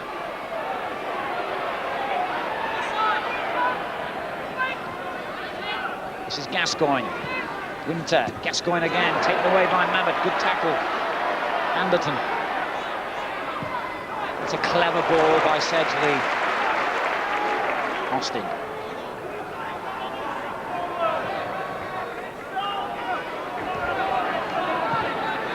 And Spurs go right across the back four from right to left. Now Samways. Allen. Austin knocks it on straight away to Anderton, who couldn't quite return the favour. And that's out. Spurs throw. What Tottenham are doing, every time they get into the opposition half of the field, they're pushing both fullbacks right on to give them width, and it's causing the Italians problems. They're being outnumbered in the middle of the field there. That looked to me a possible foul on Austin, but the referee didn't give it. Crevero. Finding Gascoigne. Oh, what a superb ball with the outside of the foot that was by Gascoigne to Signori. He turned it on towards Dahl, and that's a free kick, and that's Gaza territory as well, I would think. And I think they've got one or two other useful players, Lazio, in these situations, but if Gaza gets there first, he'll take it. I think it'll take a lot of it for somebody to stop Gaza from taking this. Yeah. And certainly it was his glorious ball that earned the free kick. Signori also lining up over the ball, and Fouzer, but it's likely to be Gascoigne, is it? No, it isn't. Fouzer ticks it and hits it straight at the wall. It should have been Gaza. Cavalli finds him with a nice little header back. Even Gaza can't beat four men in a tight little circle like that. Probably only Gaza would try to.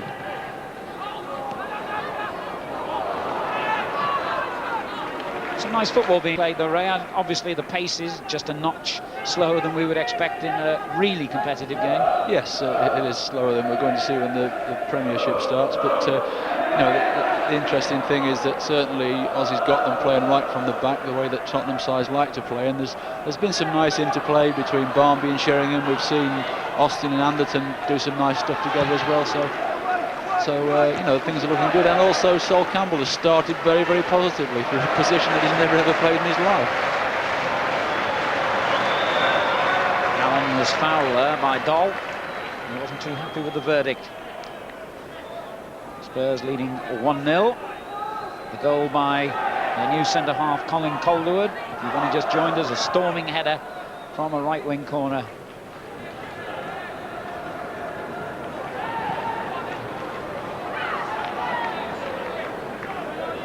So with Chelsea safely through to tomorrow's final. Will it be an all-English affair if Tottenham can join them?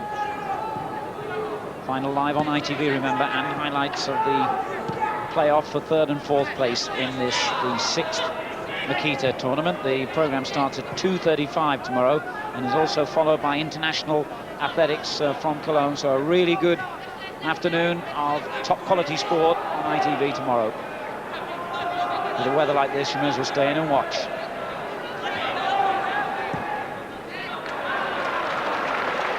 I think Mayweather wishes he'd stayed at home as well after that wasteful ball. Lazio, incidentally, I mentioned Tottenham's season. They had their best season for some 15 years, the Italians. Finished 5th in the league to earn a UEFA Cup place. And they've been rewarded, if that's the word, with a trip to Lokomotiv Plovdiv in Bulgaria. But at least it's the kind of match they should come through unscathed.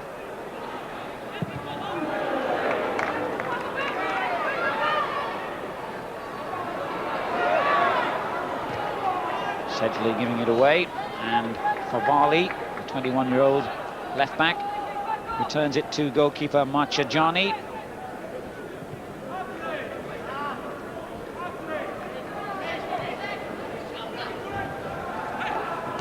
Fuser. Cravero sweeps it out to Favali on that far side. Gascoigne did brilliantly there to lose Paul Allen's attentions, but he couldn't shake off Barnby. Now Samways. And already the Ozzy Ardiles style, if you like, as Ray mentioned, in evidence, though Tottenham certainly played a lot of very good football last season as well. They've always been renowned, obviously, as a footballing side, but Ardiles preaches the gospel of everyone being comfortable on the ball. He doesn't mind how many players get involved in moves like this. It's the hallmark of all his sides as a manager at Newcastle, Swindon and West Bromwich Albion.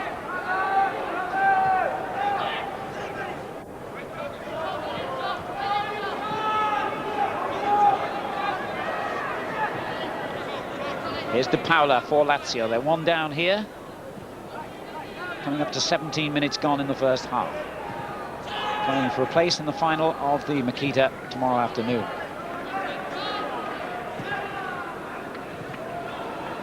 One thing I'm sure Spurs would like to do is emulate the fact that their rivals from just down the road in North London, Arsenal, have won this competition twice. Hard luck there on Sol Campbell, very confident bit of play by him. Well, that shows the confidence he's got there, isn't it? That the ball's played to him, he's in a difficult position, but he's tried to flick it over Fuser's head and make tracks down the left-hand side. It's a good ball forward for Winter, and Torstvedt quickly out.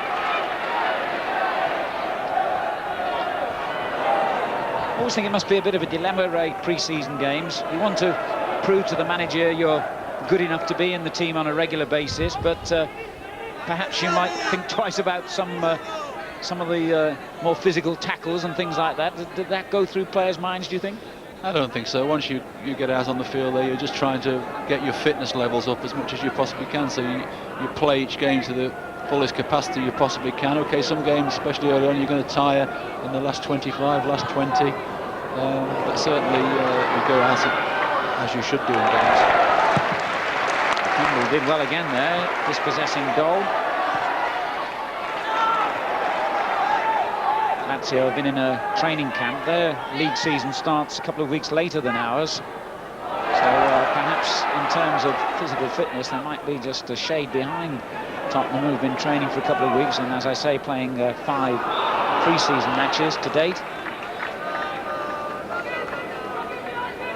But I think the managers and the coaches, Ray, they're always having a look at games like this and thinking, he looks good, not sure about him, he's summed a bit too well. Yes, it's a difficult time for coaches and managers assessing players, but you know, Ozzy's still got another couple of weeks after this weekend to make decisions on what his final starting lineup is going to be, and you know, there are 2 or 3 players that are still not quite fit. You know, Gordon Jury's not out there today, and he's quite close to fitness, I believe, so there's going to be 1 or 2 selection poses for Ozzy and Stevie Perryman as the season draws closer.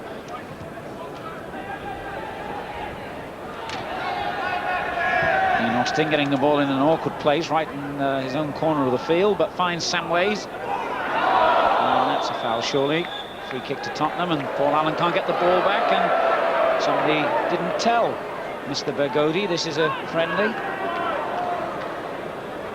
It's not really, because there is a prize to be had and a trophy to be had. And Makita now has become the traditional curtain raiser to the season in London. Or indeed, it's been held at other grounds outside London as well in the past. Thomas Doll for Lazio, who are one down here. Straight onto Calderwood's head, that one though.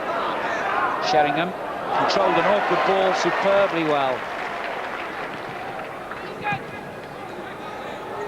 Favali's interception. Now Gascoigne. That's another good ball for Doll. Almost dissected the defence there, but Horsford read the danger.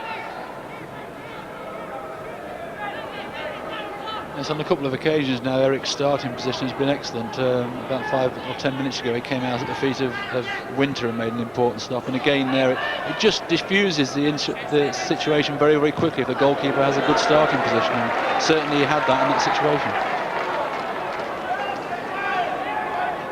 I mentioned Arsenal having won this competition twice. Well, it's an Italian club who have the best record of all. Sampdoria have won the Makita 3 times in total, and the last 2 years in succession.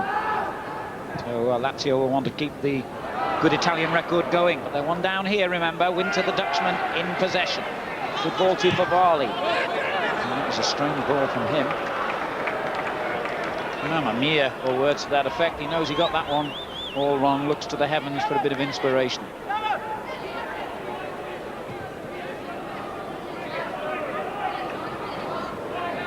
Lazio playing the Olympic Stadium in Rome, scene of the last World Cup final in 1990, and they share that with AS Roma.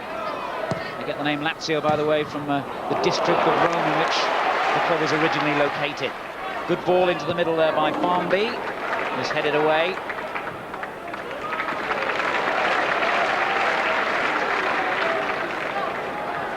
Here's Campbell for Tottenham. They lead 1-0. Samways. Fowler leaving that one to the sweeper Cravero, who doesn't look the quickest around, and Anderson exposes his lack of pace, but then Favali coolly clears it. Calderwood straight back into him again though. Favali. I think, Ray, you figured in a few great battles over the years against Italian sides, particularly in your Liverpool days. Always skillful players, and when the chips are down, and it's a touch more meaningful perhaps than the Makita, they've got that streak of meanness as well that makes them hard to play against.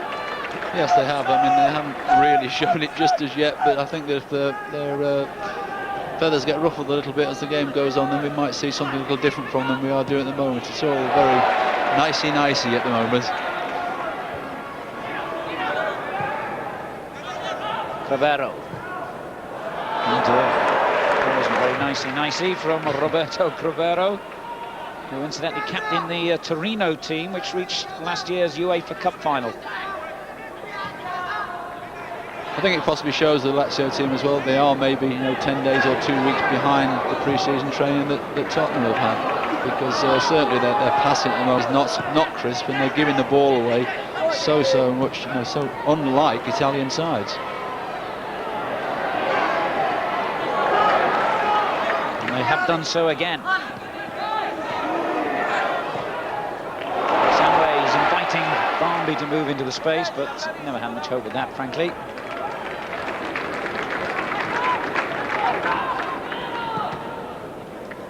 Little welcome burst of sunshine for the spectators. Paul Gascoigne in possession for Lazio. Gets it back from Thomas Doll. And gives it him back again. Doll, the German international, has Signori to his left and really ought to have thought about finding him, but tried it alone. Thomas Doll, actually from East Germany, and before the political changes took place, he used to play in the East German League, then he joined Hamburg in what was originally West Germany. Good interception there by Favali to Signori. Dole's made a good run for him here, and I think he looked for him, but wasn't an accurate enough ball. Paul Allen now for Spurs. Anderton on the right flank. Showed that one to Fowler. That's a terrible ball, straight to Sedgley.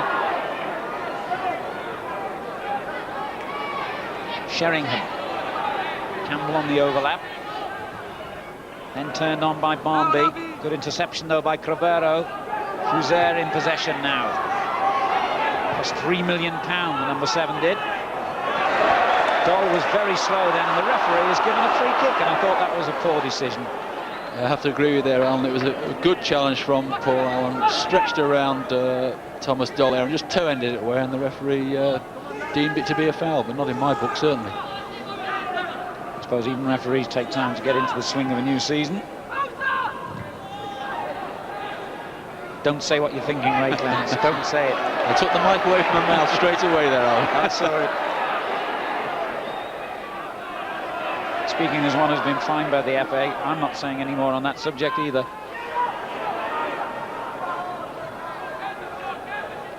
Dean Austin. Anderton not quite getting into the game perhaps as much as he would like to, but delivers a decent-looking ball, but I suppose it was a bit telegraphed, and Marchigiani had plenty of time to see it coming.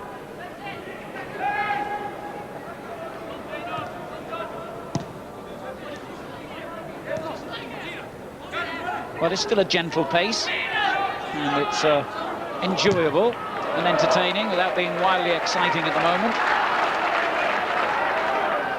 But the way the cricket team's playing, it's nice to have football back anyway, isn't it? Frankly, I can't wait to see the goalpost go up in the local park anyway, even if the cricket team's playing well. Here's Aaron Winter. Fuser. Cool, that's not a bad effort, and Torsfeld turns it away. Terrific shot from standing position there, Ray. It was really. It could have caught Eric Torsfeld unawares, but he's got a good position there. It looks up. I think he takes a slight deflection there as well, and it bounces wickedly in front of Eric, but Eric keeps his eye on it all the way and gets both hands behind it and does the safe and sure thing. Doesn't try to catch it, palms it away. Taught him well, obviously. And here he goes again, and very safe catch.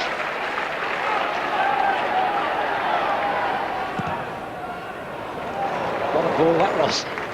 Sheringham, one corner of the pitch to the other. I think Glenn Hoddle would have been pleased with that. Well, as I mentioned before that Teddy Sheringham in the pre-season games, he had an extra week off because of the international matches, but he came in, and in all the pre-season games, everybody's remarked how much more confidence he's come back with since he's been in the international squad. He had a good season last year, but we've seen from a number of touches in this first half that he really is playing at the peak of his form. Fuser with a good interception. Gascoigne quiet so far for him. Gazza can be quiet. Certainly up to his old tricks before the match. He spent more time on the phone in the dressing room corridor than actually in the dressing room. Crabero. Now Gascoigne. I'm sure even though he's playing against them, the crowd would love to see a little bit of Gazza magic. As yet, subdued. Sheringham.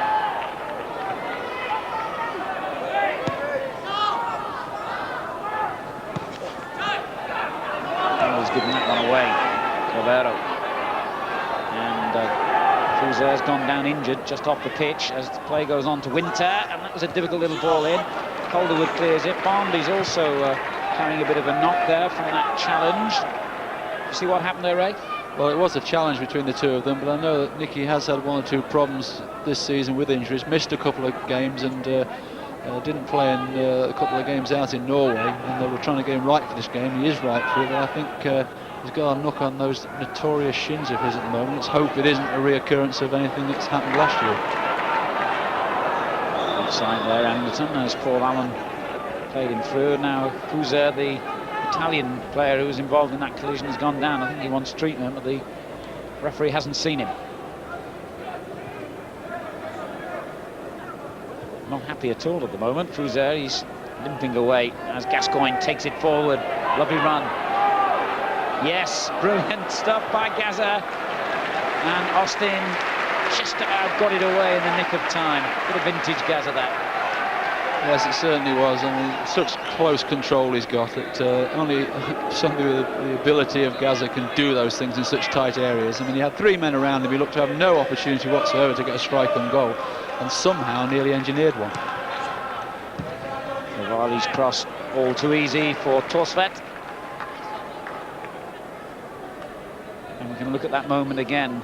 We could put this one in a coaching video. Yes, this is the real call with this, isn't it? I mean, look at it. Delightful touch on the ball, takes it round Calderwood, and thankfully Dean Austin just gets his body across the face of him and manages to slide it away. Coming up to half an hour gone then.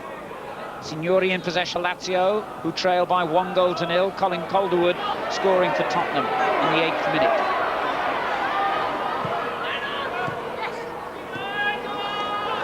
Samways.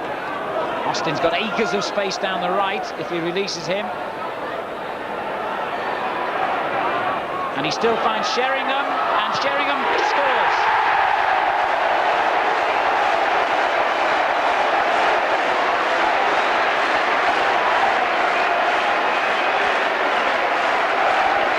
The close season doesn't seem to have made any difference to Teddy Sheringham's ability to find the net. Last season's top scorer in the Premier League has done it again. Well, I mean, when Vinny Samways came down the inside right position, I think the whole stadium and ourselves included thought he was going to play the ball out to the right-hand side where Dean Austin had absolutely acres of space. But Vinny ran at the heart of the defence, and then a delightful ball over, and the rest, the way Teddy's playing at the moment, was a formality. Just tucked it underneath the goalkeeper. 2-0, Tottenham lead, 31 minutes gone. Teddy Sheringham, scorer of the second. It would be nice now, from an entertainment point of view, if Lazio could just move up a gear and try and get back into this game, give Tottenham more competition than they're currently providing. Like a good, neat side, but Tottenham have dominated, really, this half an hour or so. Samways. Sedgley. And Campbell. Big, leggy. Reminds me of Mitchell Thomas, who played a few times in that position for Tottenham. Still at West Ham, I think, isn't he? Chips it into the box. Crevero gets it away to De Paula. And again De Paula. Now Crevero.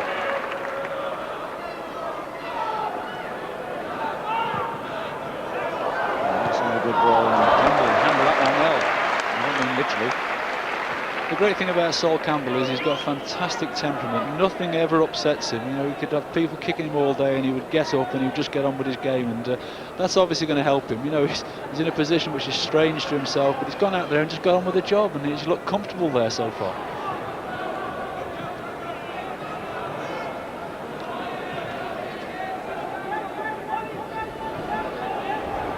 Negro.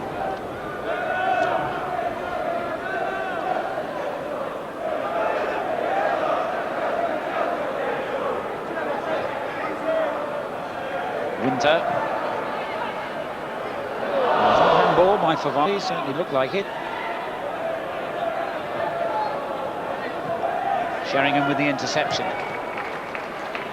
Sedgley out to the right, and Varnby couldn't keep that in, and now Lazio are going to make a substitution because Fuser, who got injured before, obviously unable to continue.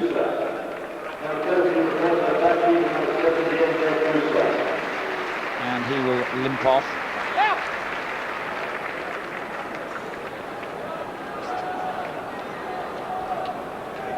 Roberto Bacci, the man who replaces him. Fuser having treatment on the touchline, and when you consider it, they paid £3 million for him. I hope the physio knows what he's doing.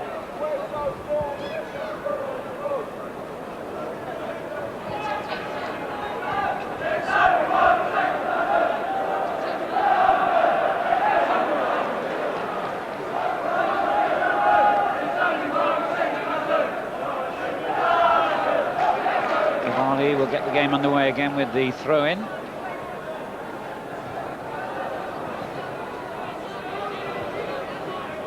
Crevero. Here's the substitute, Bacci. Played a lot of games in the first team over the last couple of seasons. He's really a defender. Well played, Teddy Sheringham.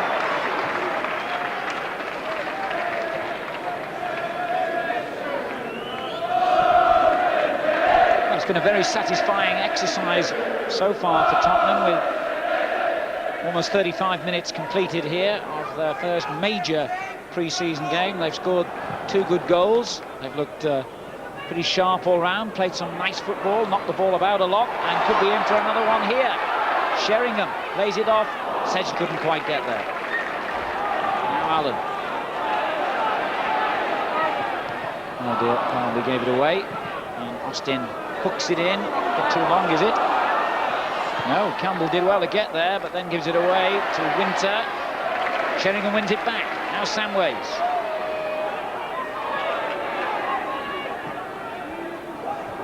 Not quite from Teddy Sheringham. De Paula for Lazio. Nabbott didn't know the meaning of pre-season friendly, went sliding in for that as though his life depended on it, but Bacci has possession now. De Paula on to Crevero. Gascoigne. That's good play. Winter. Signori dispossessed by Sedgley. Sheringham. Anderton. Now he loses out. And that's not a bad ball to Gascoigne. And Gascoigne has a chance here and lays it on for Signori. Oh, tremendous save by Torstvedt, although in fact I think the linesman flagged offside anyway. And Signori acknowledges that fact. Well, he would, wouldn't he? Because he didn't put it in the net. Yeah, certainly, it was a lovely ball through there from Gascoigne, wasn't it? But Signori did everything right apart from being offside, and Eric Torstvedt did even better. He didn't know it was offside. He's come out, going to his right. He's made himself big, he's spread his legs as well, and his legs have got him out of trouble. OK, there was an offside decision, but that's still good goalkeeping. Eric Torstvedt didn't know that that was going to be an offside decision.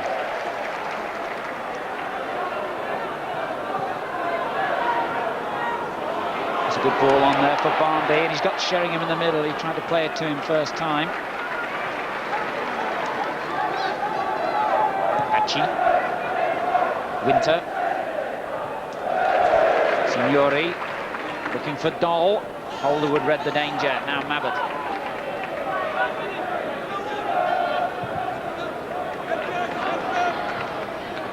Oh dear. Sol Campbell got that one wrong. Now Winter. And on it goes to Doll, but again beautifully read. Holderwood. Sheringham. Samways. And Tottenham play some controlled football to get out of a possible danger. And then give it straight back to Lazio. Signori. Surely even he didn't think he was going to get a penalty then.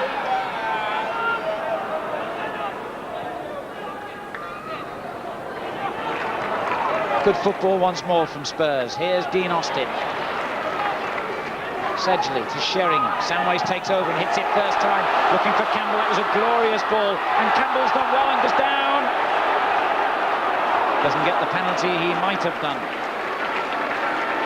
That was good football though from Spurs. It certainly was, and it shows yet again that how they like to get the fullbacks going. Dean Austin started that move on the right-hand side, and the left fullback Sol Campbell was the one who finished up in the box. And it's interesting to see as the ball's played through here. Did the keeper make contact with him or not? Well, it looks to me as though the goalkeeper did make contact with him. Sol Campbell definitely touched the ball past him. That was a penalty in my book. Yes, I would agree with that. I think Marchigiani's lucky to get away with that.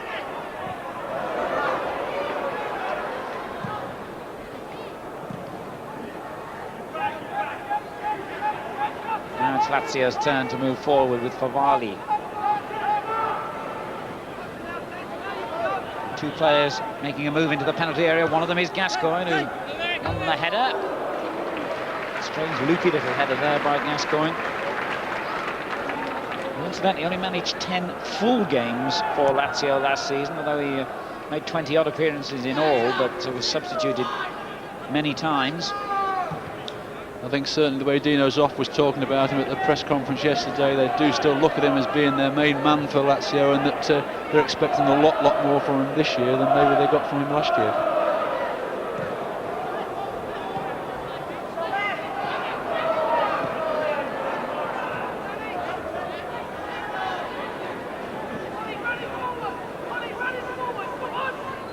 Sheringham laying it off to Calderwood, scorer of the first Spurs goal. Sheringham's added another since. And Tottenham lead Lazio by 2-0 here in the Makita tournament, and are looking to join Chelsea in tomorrow's final.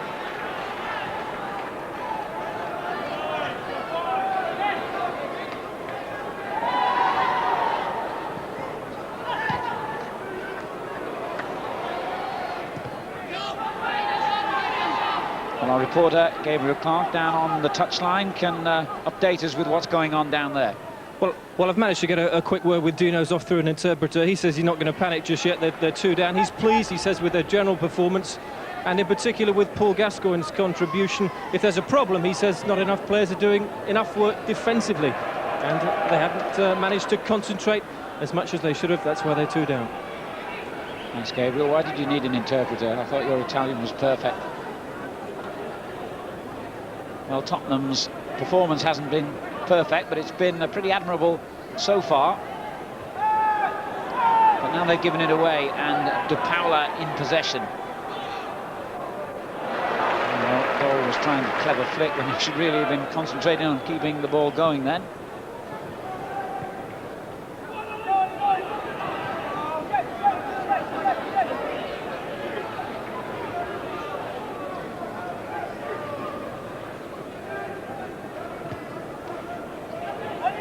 There's the great Dino Zoff there, right of the picture. One of the finest goalkeepers, I'm sure Ray Clements will agree, that's ever pulled on a green jersey.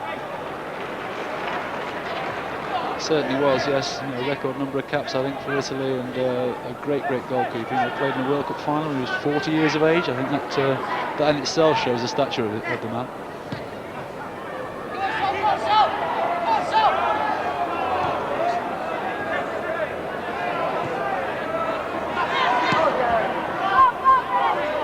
Beat. And now Samways. Allen.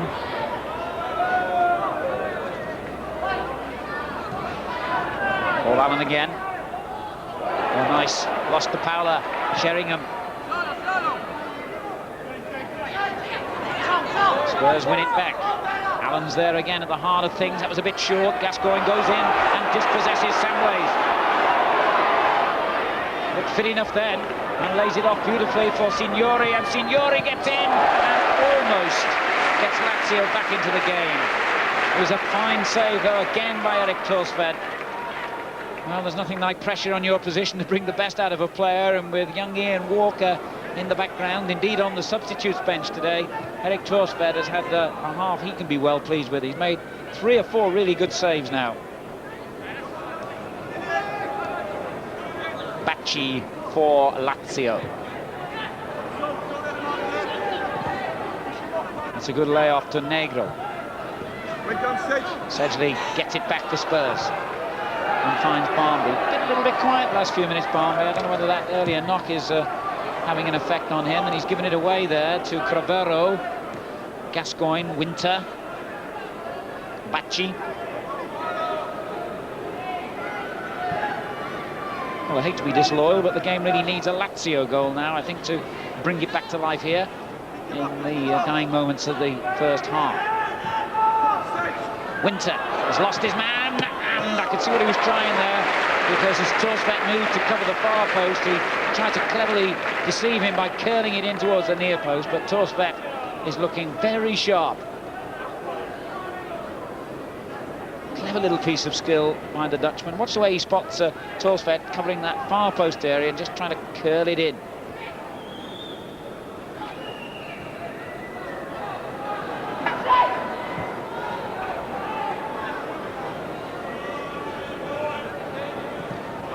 Good lay off by Allen under pressure, and Austin keeps it moving to Anderton. Paul Allen in again. Cravero dispossesses him, but Tottenham get the throw in. As we move into the final minute of the first half here at White Hart Lane, Tottenham Hotspur beating Lazio of Italy by 2-0 in this second match in the Makita tournament. Chelsea having defeated Ajax in the opening game on penalties. So At the moment, it's looking good for a Spurs-Chelsea final, live on ITV tomorrow afternoon. Half-time then at White Hart Lane. We'll have more talk and action after the break. It's Tottenham Hotspur 2, Lazio 0.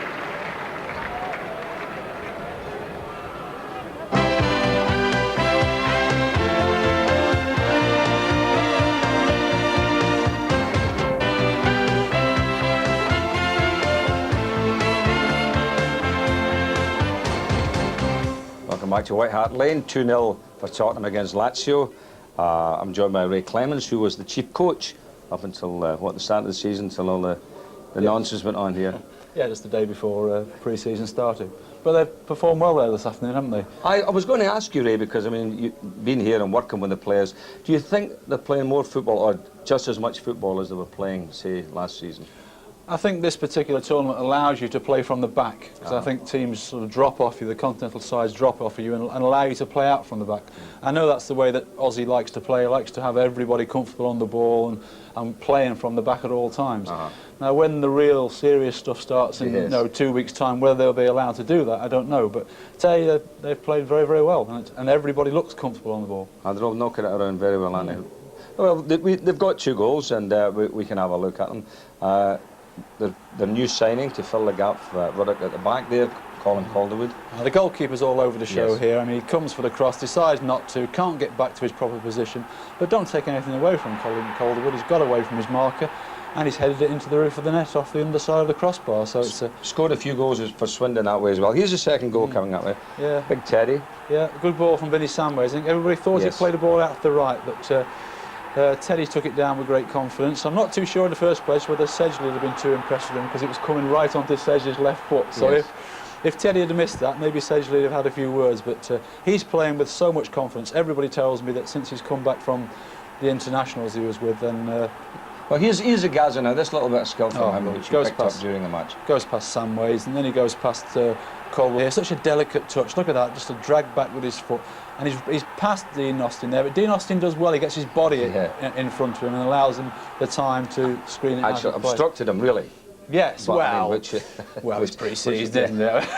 Which we're all allowed to do. There's a little bit of extra. Now, he doesn't look bad at all, Gaza, does he, at times? Little spells? No, little spells. I mean, it's interesting that they are maybe 2 weeks behind our fitness levels, and I think that's maybe shown in 1 or 2 situations with the Lazio side. But Gaza has shown on maybe 3 or 4 occasions that he's still got the fantastic touch, as we just showed there. Do you think that Lazio can get back in the game? They have created 1 or 2 chances. Well, when you've got somebody like Dahl and Signori up the front, then you think that if they get chances, they might cause the Tottenham defence problems, especially because the Tottenham fullbacks push right on in this system and leave spaces down the side of the centre halves. Well, something for us to look forward to in the second half. We'll take a break now. Second half between Tottenham Hotspur and Lazio coming up right after this break.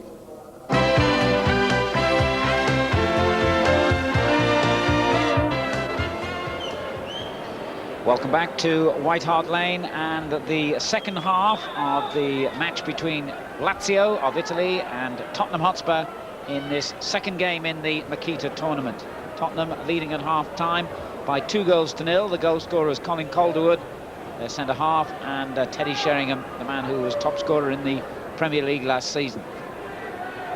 As far as I can see, neither side have made any further substitutions. There was one in the first half for Lazio, Roberto Bacci, the number 13, replacing the number 7, Diego Fusa, who was injured. Each side allowed 2 substitutes from their nominated 5. And here is Bacci in possession for Lazio. Aaron Winter knocks it forward to Dahl, but he was offside.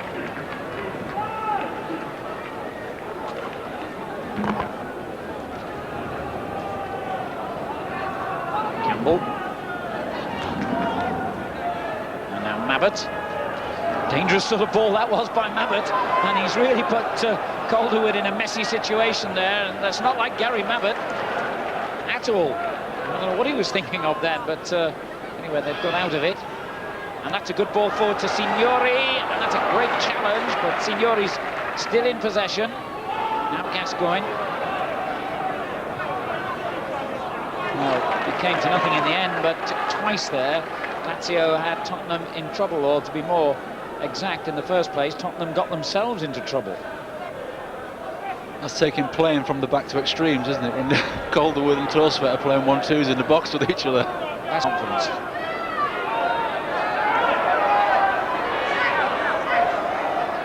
Darren Anderton finding Barnby.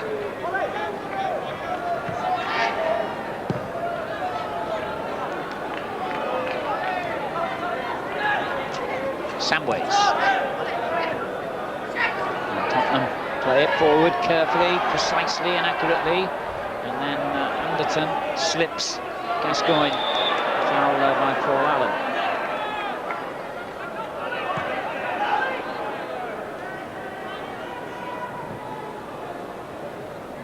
Negro on the far side.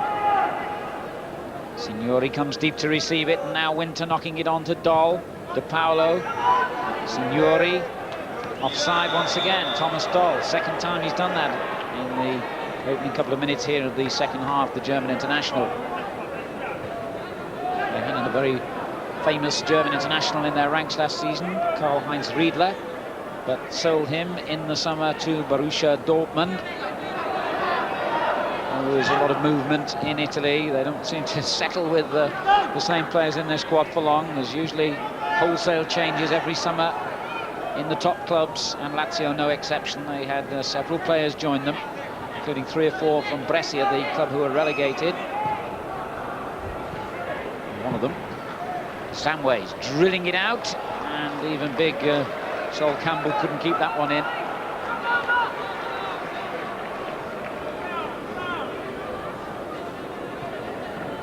Gascoigne.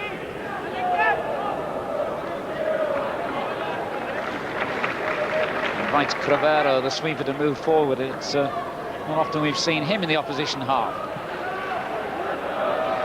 And again, he gets it on towards Signori. They've lacked a little bit of punch in attack so far, Lazio. Neat play in their approach work, but haven't looked too dangerous.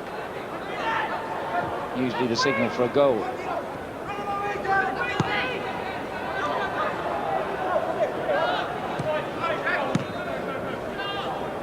Samways.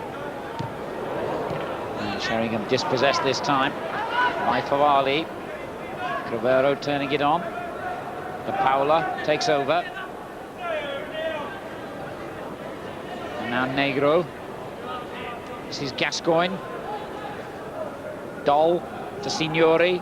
Back it goes to the German and on towards Winter. That was a nice move, but Calderwood nipped it in the bud. I would think the Spurs supporters who are watching Calderwood for the first time here this afternoon will have been impressed. Must forget about the goal he scored. And everything else he's done, he's been cool and he's calm, he's never looked flustered, and he's dealt with every situation that's arose so far. Yes, he really has had an impressive match. Doll to Gascoigne now for Lazio, trying to get back into the picture here. Crevero. And that's an awful ball. Now Anderton. Austin.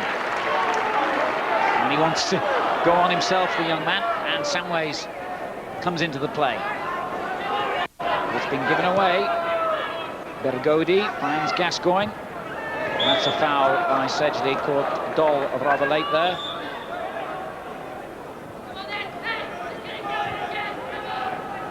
Now Winter. Bacci moves to his right.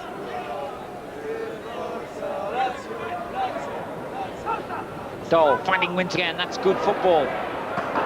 And a good challenge. And in the end, Mabbutt and Torsvet get it away from danger. He moves off. And who captained Italy when they won the World Cup back in 1982. Leans forward and wonders if his side can get back into the picture here.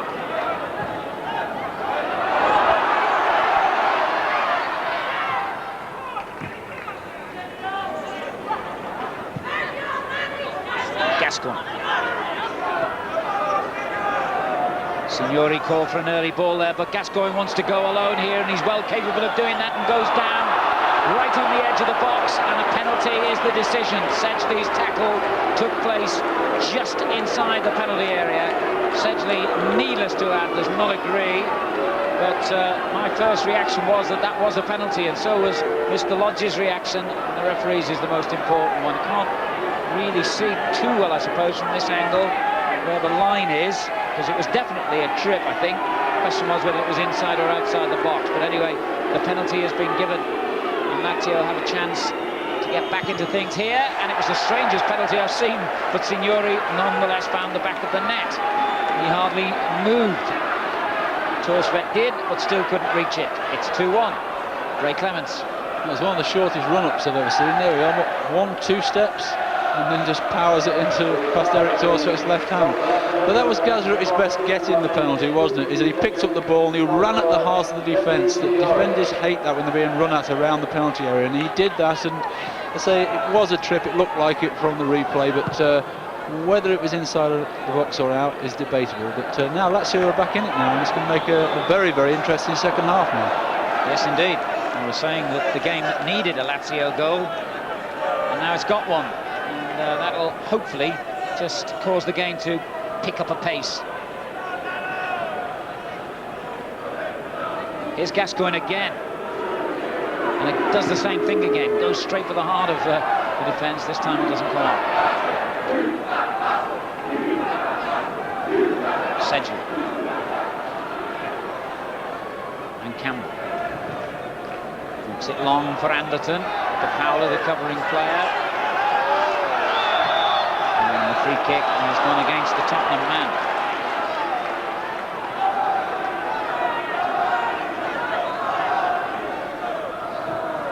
Bergodi playing it forward a bit clumsily. Samways. Austin. Gascoigne again. We've seen a good deal of him already. Some booing. Good-natured? I don't know. Bacci. It's a good lay-off to Dahl.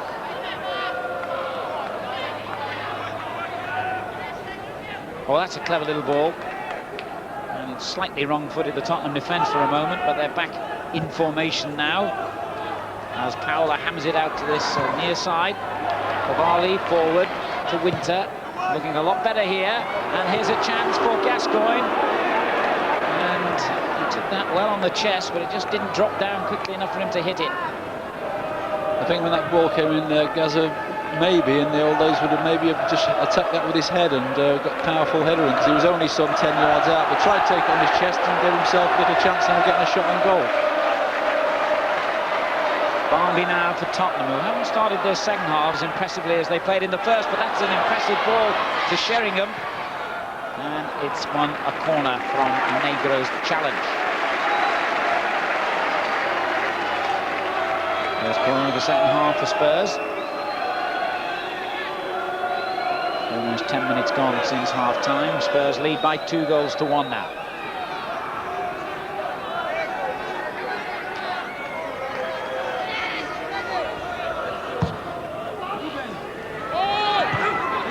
Well, Mabbutt and Dahl with a strange but equally so an effective clearance.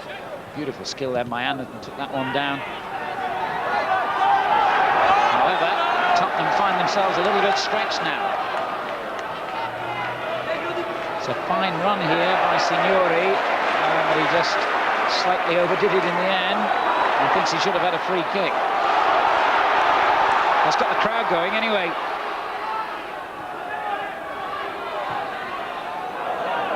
Samways. Austin.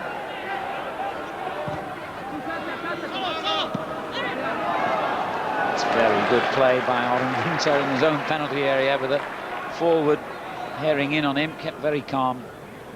And now Dahl. Signori and Gascoigne both making runs forward for him. He goes it alone for the moment. Shouldn't have done so.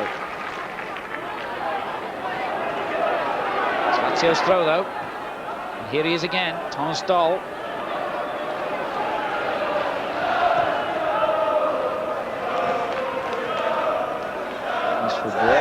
Bacci. And he goes to Signori. Calderwood wins the head though, and Torsvet cleans up nicely. And certainly Lazio seem to have that extra half a yard now in this second half, don't they? The half a yard they were missing in the first half, they now seem to have got it together. They're not giving the ball away so needlessly as they did in the first half, and making Tottenham work for everything they want to try and get. And they seem to have just lost a little bit of edge, Spurs now, indicated by that rather sloppy piece of play, which has given Lazio a corner they wouldn't have expected to get. Gascoigne rolls it back again for Dahl, who chips it far post. That's a good-looking ball, and Torsvet, I think, just did enough there, because without his presence, that really would have been a goal-scoring opportunity. Well, I think that Mabbutt actually did extremely well here, because he backed into the lads. He was trying to jump and head it. I think Eric actually came for it and was never going to get there. He's lost there. He's put his arms up. I think it's Mabbutt's jump against him that put him off. I think that Eric was actually lost there. Yes, you're right, looking at it again. Mabbutt, long ball this time, looking for Sedgley, but Bacci clears and gets it back from his goalkeeper, Marchigiani. Negro helping it on. Gascoigne.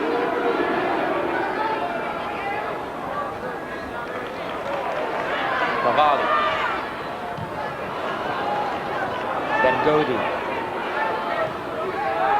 Cavalli gives it in back, and the captain goes forward and hits the ball powerfully. And Torsvet's positioning this time was immaculate, just as well.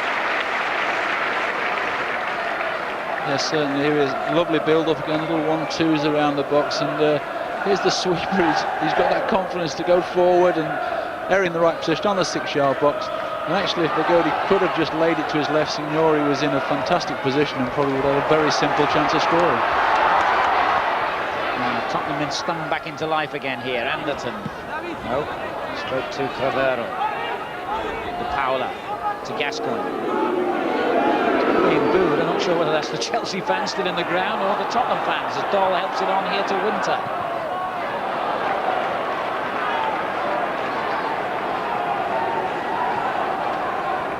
Should you only just be tuning in, we've already had one game. I'll tell you about that in a moment, as Lazio press forward again. Cravero tried to knock it back to Gascoigne but failed. The first match ended 1-1 after 90 minutes play between Chelsea and Ajax.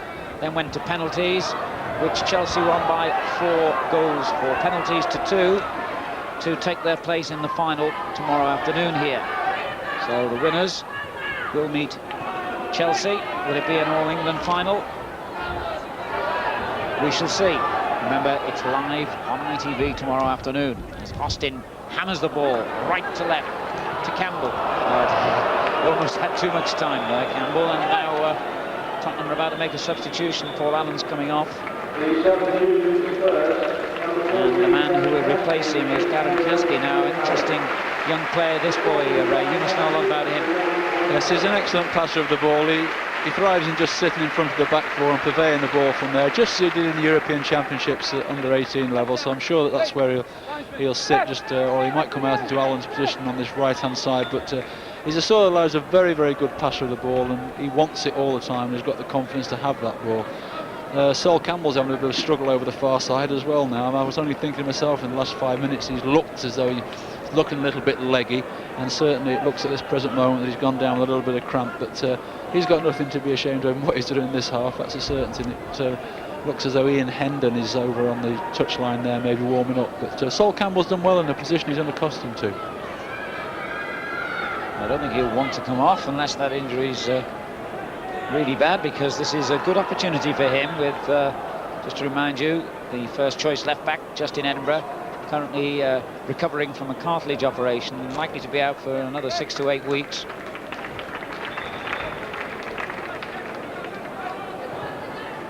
So play continues with Gascoigne in possession for Lazio. 2-1 down.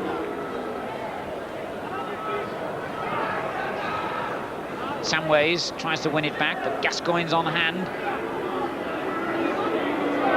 And still the booze, rather surprisingly, for Paul Gascoigne. But As I said, there could be one or two which was Chelsea fans remaining in the ground from the earlier game. An embarrassment there for Bagodi. I think it's maybe a situation that one or two of the fans maybe thought that Gaza dived for the penalty which Lazio got, and but the replay shows that certainly Sedgley did catch him. Here's Campbell again. It's inside to what looks to be his favoured right foot. Barmby to Samways. Austin. Right.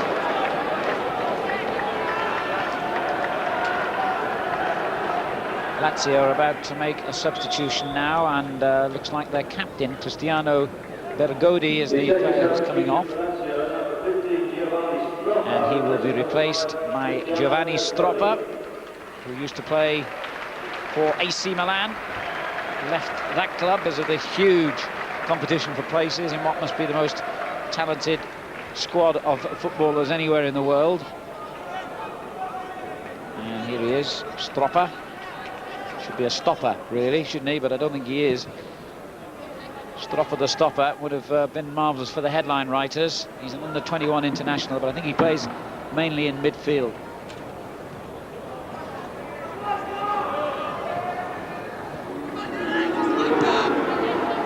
Now Winter loses out.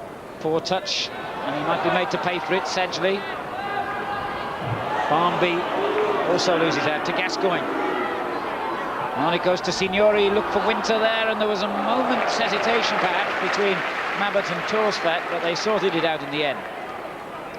Well, again, Mabbutt did well. As you say, there was a hesitation between the two of them, but Mabbutt just got his... Yes, hold on a second, as young Kasky goes through, finds Sheringham, and then it goes towards Anderton!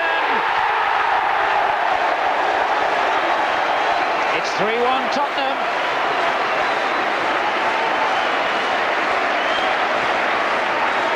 Well, he doesn't look too pleased, but I'm sure he is.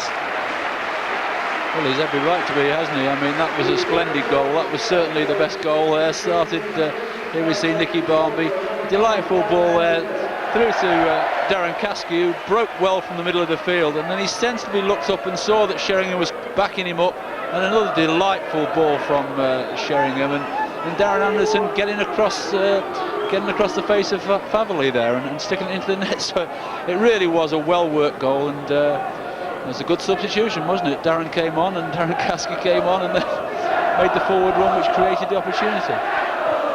Yes, a beautifully worked goal for Spurs, and Lazio got to start all over again. The two-goal deficit has been restored. Tottenham Hotspur 3, Lazio 1. Calderwood, Sheringham and Anderton for Spurs. A penalty by Signori for Lazio. And now Anderton. Spurs packing the running again now, very much so. Well played, Anderton. But the ball wasn't quite good enough, and Gascoigne gives it away to Mabbutt. Campbell.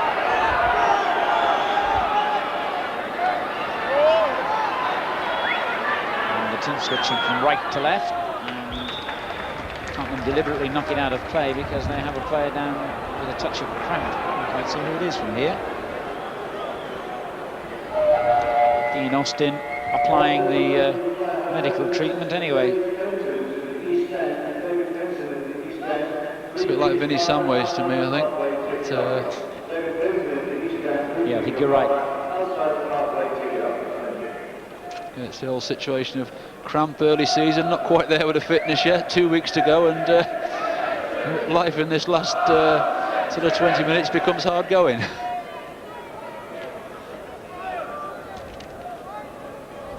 Well, Tottenham won't want to take any risks, but remember they're only allowed 2 substitutes, and they've just brought on Kasky.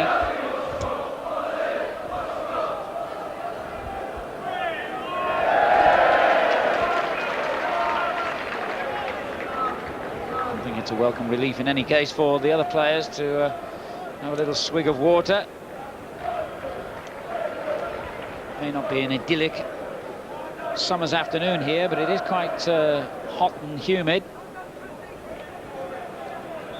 And midway through the second half, it looks at this stage as though Tottenham are going to join Chelsea in not only an all-English but an all-London final of the Makita tomorrow.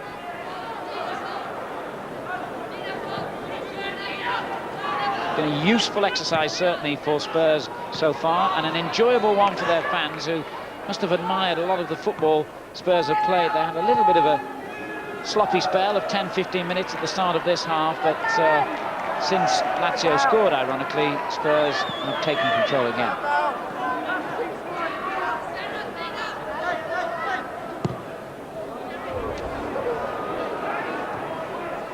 Oh dear, getting a bit too confident perhaps, knocking it about at the back, as Ray Clemens said earlier. There are times to do that and times not to. Here's Anderton, Kaski.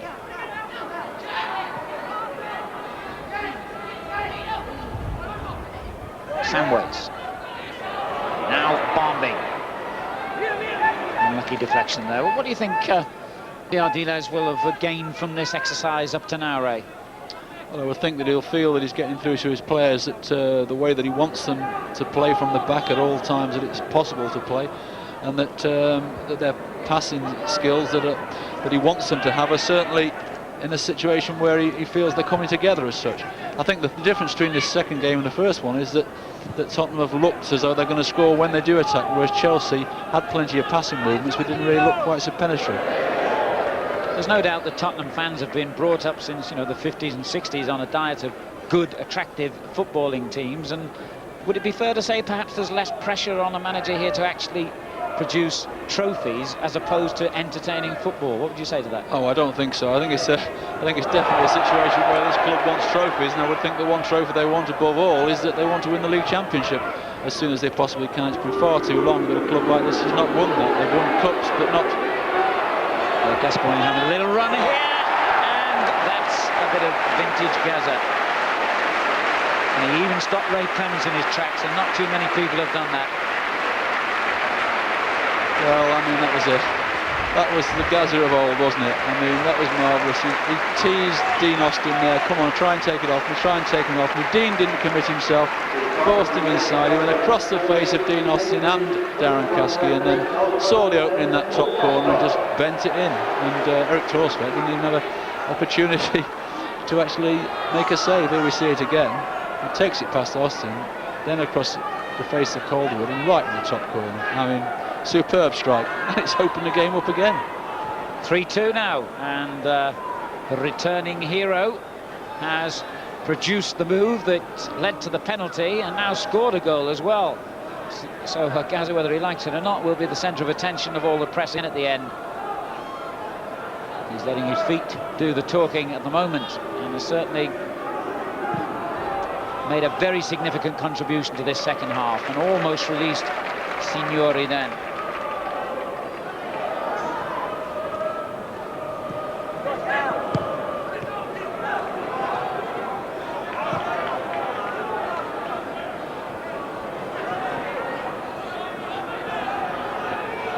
Here's Samways.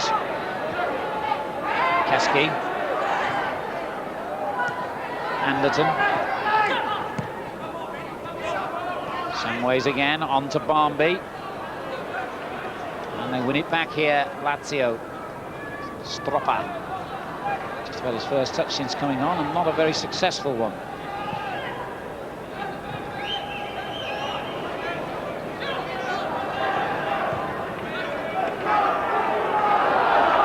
Austin.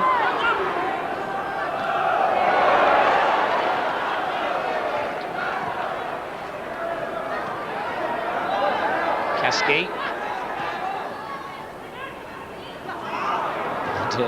Frustration there for Tottenham as Dean Austin gave it away. And now Gascoigne. It's a good ball forward by Gascoigne. Signori takes over here. Doll just ahead of him. Stroppero's moved into the penalty area.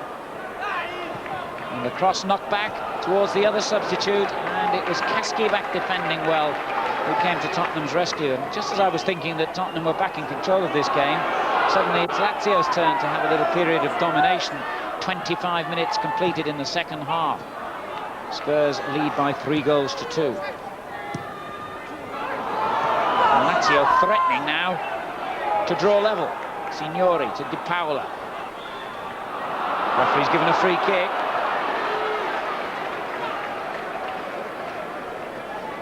I wonder whether this would be regarded by Gaza as suitable territory for a potted goal. Sol Campbell is definitely struggling at left back at the moment. He's getting cramp, and I think I just saw him signal to the bench there that he's not going to be able to carry on any longer. Free kick then to Lazio. Gascoigne will take this one and curls it. Well, we've scored from that range before now. Not this time, however. Lazio are well back in the picture. Tottenham still leading by 3 goals to 2.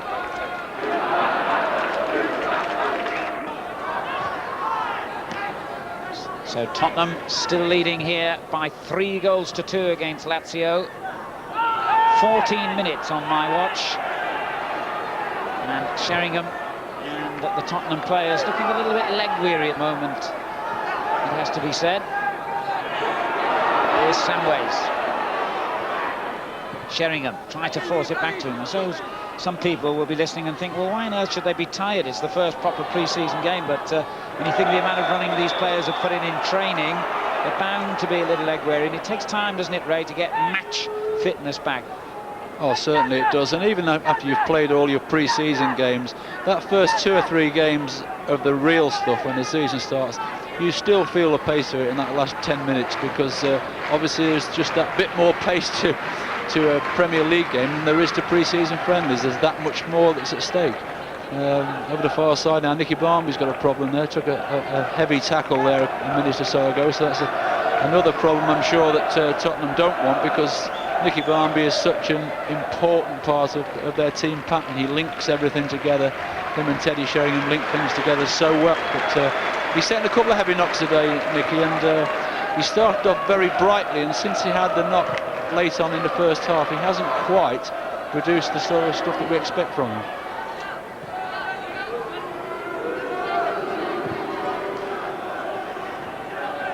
Oops, Negro trod on the wall, got away with it. Samways wins it back for Spurs. Now Sheringham. Spurs camped in their own half, though. Not a single Spurs player in Lazio's half at the moment. 13 minutes to go. Spurs lead 3-2. Will they be playing Chelsea in the Makita final tomorrow? Or can Lazio turn things round here?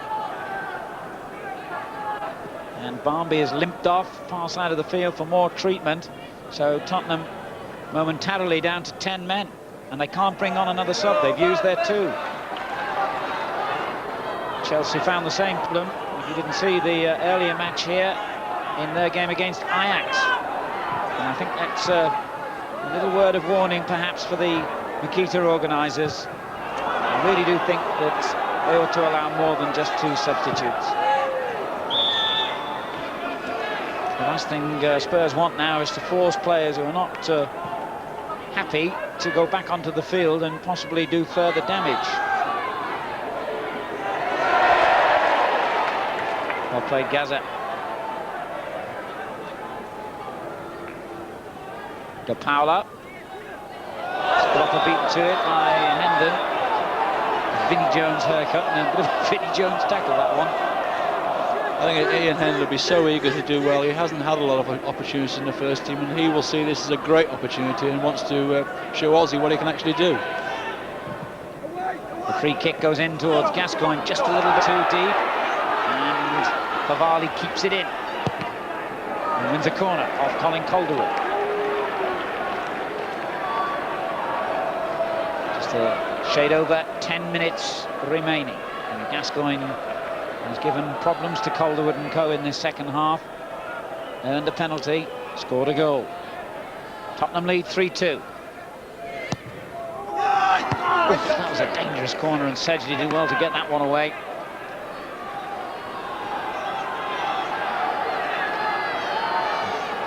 Sedgley guards that near post area again. Clear shells of keepers. Eric Torsbeck.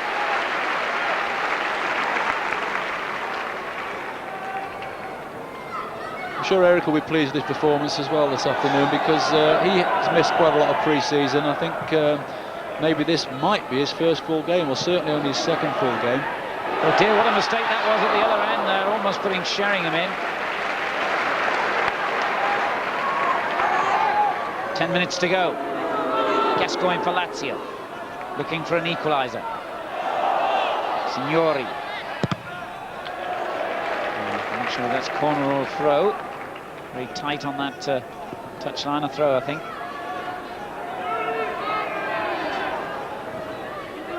Favali. Gascoigne. Whoops, he didn't really look what he was doing there, Gaza.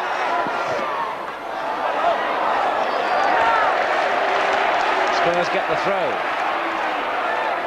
Kasky making a fine run forward, but Anderton throws it back instead to Samways. Now Austin. Good ball. Barnby. Head of ball. Kasky. Sedgley comes near post for him, but the cross didn't come in early enough. And Barnby wins it back, edge of the box. Kasky going in hard with Favali. And that's the stop at Cabero. Comes out with the ball and he's given it away. Queen Austin. Everyone losing possession. That's what happens when players get tired, isn't it? You know, their touch goes and their vision goes a little bit. They're so conscious of trying to keep their legs going, the mind tends to dull a little bit, and I think that's what's happened in the last few minutes with both sides, really. Goal. Hanging Winter. Gascoigne. It's a good ball forward to Winter, who took it well on the chest. Calderwood hooks it clear. Kasky. Nice instant control from the youngster.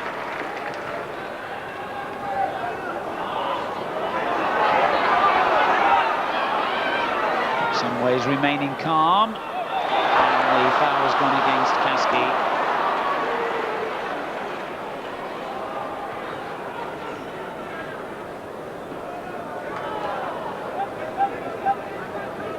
Well, the previous match in the tournament, Chelsea against Ajax, was a draw after 90 minutes and had to be decided on penalties. I wonder if the same thing is about to happen here.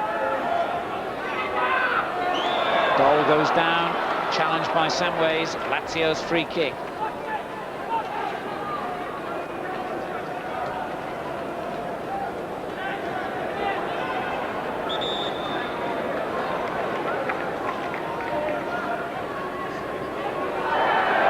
Well, we've seen Gascoigne try one free kick from this range. He seems to be walking away from this one, seems to be. It's quite a long way out too. Stroppa and Signori both angling up as though either of them could hit it. My word, I think that's the worst free kick I've seen for a very long time, Ray. It's the worst one we've seen this season. Is on the roof of the stand. Well, I suppose you would take enough stick if that happened in a training session with only your teammates about, but in front of a none too sympathetic crowd, not Signori's highlight.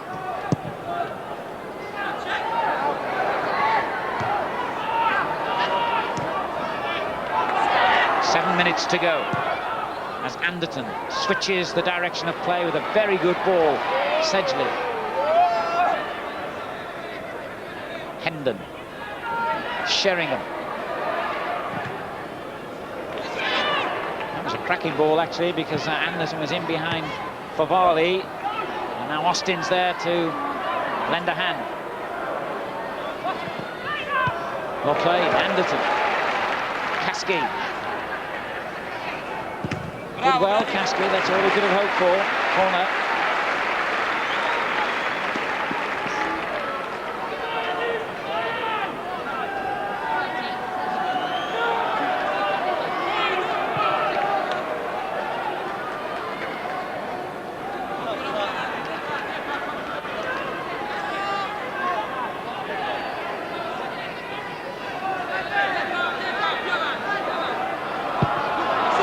Goes short to Samways, and back to him again.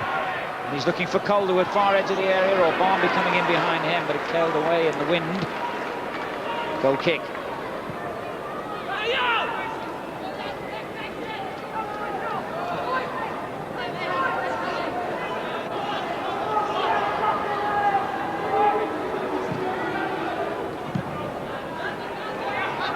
Clearance was a difficult one for Anderton to get to, but get to it he did. And Austin plays it back. Calderwood helps it further back, and Torsfett really got his foot underneath that one.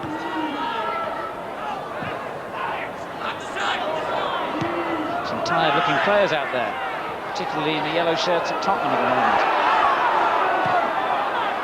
And they've got another match to come tomorrow, win or lose, because of course there's a 3rd and 4th place playoff.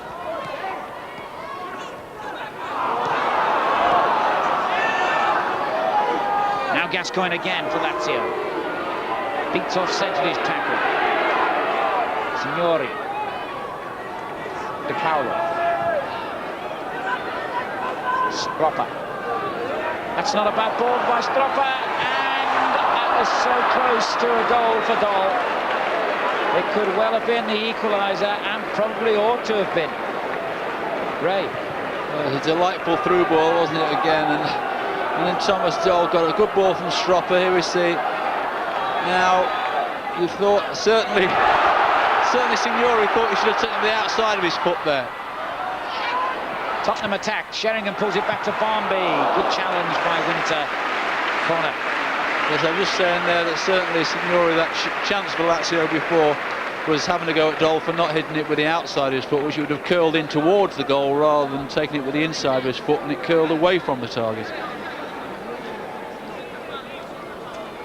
So with 4 minutes to go, Spurs just about hold on to their 3-2 lead. They almost had it wiped away then. They have a corner. Barnby to Samways. And again, young Barnby. Calderwood. Well, headed it back into the right area, but no one was there really in a yellow shirt.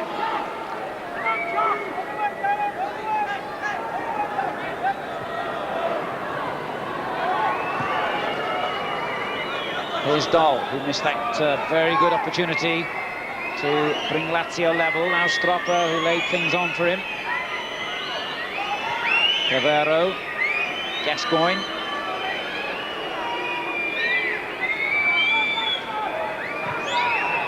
And once again, Tottenham have all 11 players in their own half defending.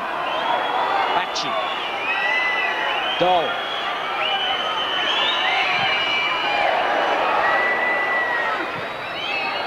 Offside in the end, as it was knocked forward by De Paolo. Well, not long to go now, Ray. Just to sum up what you think Tottenham in particular have gained from this match today. Well, I think that the first half certainly they played some excellent football and knocked it around and looked very comfortable in all positions. The second half they haven't quite got it together. They've scored the best goal in the second half with a lovely move which Anderson finished off. But apart from that, they haven't really got it together. But this man on the ball now, Sheringham, for me has impressed. It was an impressive ball in as well. Sedgley heading it across goal. De Paolo got it clear. I mean, I know that Teddy Sheringham has got talks with Ozzy Ardiles in the next few days about his future in terms of what the ambitions of the club are, and certainly Teddy Sheringham would be one player that I would think that Ozzy could ill afford to lose, having already lost Ruddock.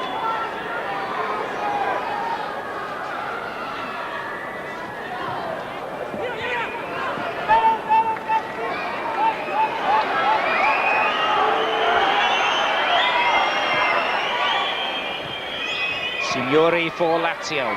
Desperate now to try and get this equalising goal, because I'm sure they would believe their second half performance merits the opportunity to at least take on Tottenham from the penalty spot.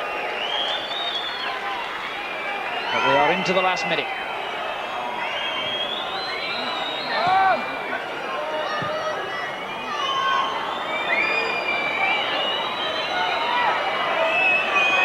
Some of those goals by Calderwood and by Sheringham and by Anderton look as though they've given Tottenham Hotspur a place in the Makita final tomorrow against Chelsea. But it ain't over till it's over. And here's Doll. De Paolo chipping it in towards Signori, headed clear by Austin. Favali pumps it over the bar, and that really was rather wasteful by the under-21 international Giuseppe Favali.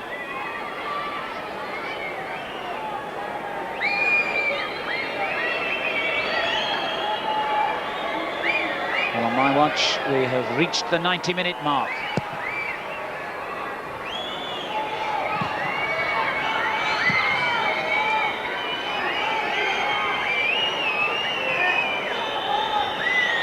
And that's it.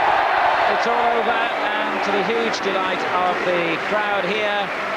Darren Anderson's goal proving to be the deciding one. Gascoigne had a marvellous second half, and somebody came on to tell him that they didn't think he was that marvellous, but fortunately that came to nothing. But certainly he earned a penalty, and he earned a goal, which he scored himself. He doesn't look too pleased about things at the end there. Always got something to say for himself, Gaza, and is now saying it very remonstrably to the referee. Not sure what all that fuss was about. But anyway, it's all over, and Gascoigne will be here tomorrow, remember, because now Lazio will meet Ajax of Holland in the 3rd and 4th place playoff. But the final of the 1993 Makita tournament will be between Tottenham Hotspur and Chelsea. And Teddy Sheringham, who played so well for Spurs, is down in the corridor now with Gabriel. Teddy, how does that rate as a pre-season workout? Yeah, that's right, but as you say, it's still pre-season, so the result doesn't count for a lot as long as we've got our fitness for the first game of the season, really. It was tough, though, because, I mean, at 2-0 at half-time, it looked as though you were going to cruise it. Yeah, that's right. We looked a little bit too confident, I think, when we come out for the second half, and you can't do that against a team that has quality. Well, you scored the second, your top scorer last season. You've done it again. What about that goal? Yeah, it was a nice goal. Sedge said he should have had it. He called for it. But, it's a great little ball here, yeah. Sedge just called me for it here, but I thought I'd have a go anyway. He's left it nicely and just tucked it away nicely under the keeper's body. Yeah, nice goal. What about the general mood in the club today after all that's happened during the summer? Well, I think it's about a month into the season, into what we've been doing now, so I think that's all forgotten really on the playing side. It's just got to be worked out upstairs really. Chelsea tomorrow now. Can you win it? They looked impressive in spells today, like you did. Yeah, that's right. I don't think many people expected us to play Chelsea in the final, but it'd be nice to play against me old mate Cass as well. Well done, Teddy. Thanks. Cheers. Well, Raymond, we did say that the game wasn't all over at half-time, and Lazio certainly did come back well, didn't they? No, they did. They started off very, very well in the second half and got the penalty, which certainly was a trip in my eyes from Sedgley. I have to say, from this angle as well, we couldn't really tell was it just in or just out, but it was a penalty. Yeah, definitely, I think so. Certainly a foul. But the Gaza goal was worth the entrance money, wasn't it? Dear, oh dear. I mean, that was the Gaza of old, wasn't it? Yes, I mean, it was. Here we see him with the ball, or the ball's coming to him, and he just runs at Dean Austin, teases him. Kasky comes across, he goes in between the two of them, he then comes up against Calderwood, just makes enough space for himself, sees the space to the corner of Eric Torsford and just bends it in the top corner. I mean, it's a superb strike, and you know, as you say, the crowd didn't take too well to Gaza when because he threw himself for the penalty, but I think that made up for the penalty situation. Well, I saw the crowd, you know, and heard the crowd, you know, and he was having a bit of a go back at them, which I thought was a little bit silly of him, but well, Gaza will never change. He gets, you know, he gets a little bit upset over little things, but he proved today that he may still be a little bit overweight, and I know he won't say too pleased, no, but certainly it's early days for them in their pre-season, and he showed enough there to say what a big player he's going to be for Lazio this year. Right. What about the Anderson goal? That was a beauty as well, wasn't it? Yes, that was a lovely move. Certainly was, and Darren Kasky did well from the middle of the field. He made a long, deep run and played it to Teddy Sheringham, and Anderton's done well getting across the face of Faverley, I think it was actually. But he got across the face of him and took it into the corner. But again, it was a combination of four players. I think it was Nicky Barmby that started the move. Kasky made the deep run beyond their back three, played it back to Sheringham, and Sheringham showed today that he's not just a goal scorer, he creates things for people as well. So, briefly, you were impressed with the way that Tottenham played? I thought first half they played very, very well. I thought that Lazio came into it in the second half, although you know, we've just seen Tottenham score an excellent third goal. Yes. But the last 10 or 15 minutes, certainly both sides tired, and it'll be interesting to see how they recover for tomorrow's game. Well, tomorrow's going to be... Who do you fancy tomorrow in the final then? I've got to go for my old club, haven't I? Yes, I mean, I think the difference that I see between Chelsea and Tottenham's in today's performance was that Tottenham looked like scoring goals and Chelsea didn't. You did make that point earlier, Ray. Well, thank you very much for that. I'm afraid that's it. There's more live action from White Hart Lane tomorrow when Tottenham meet Chelsea in the final. Our coverage starts at 2:35 with highlights of the third and fourth place match to follow. So join us for day 2 of the Makita International Tournament. Goodbye.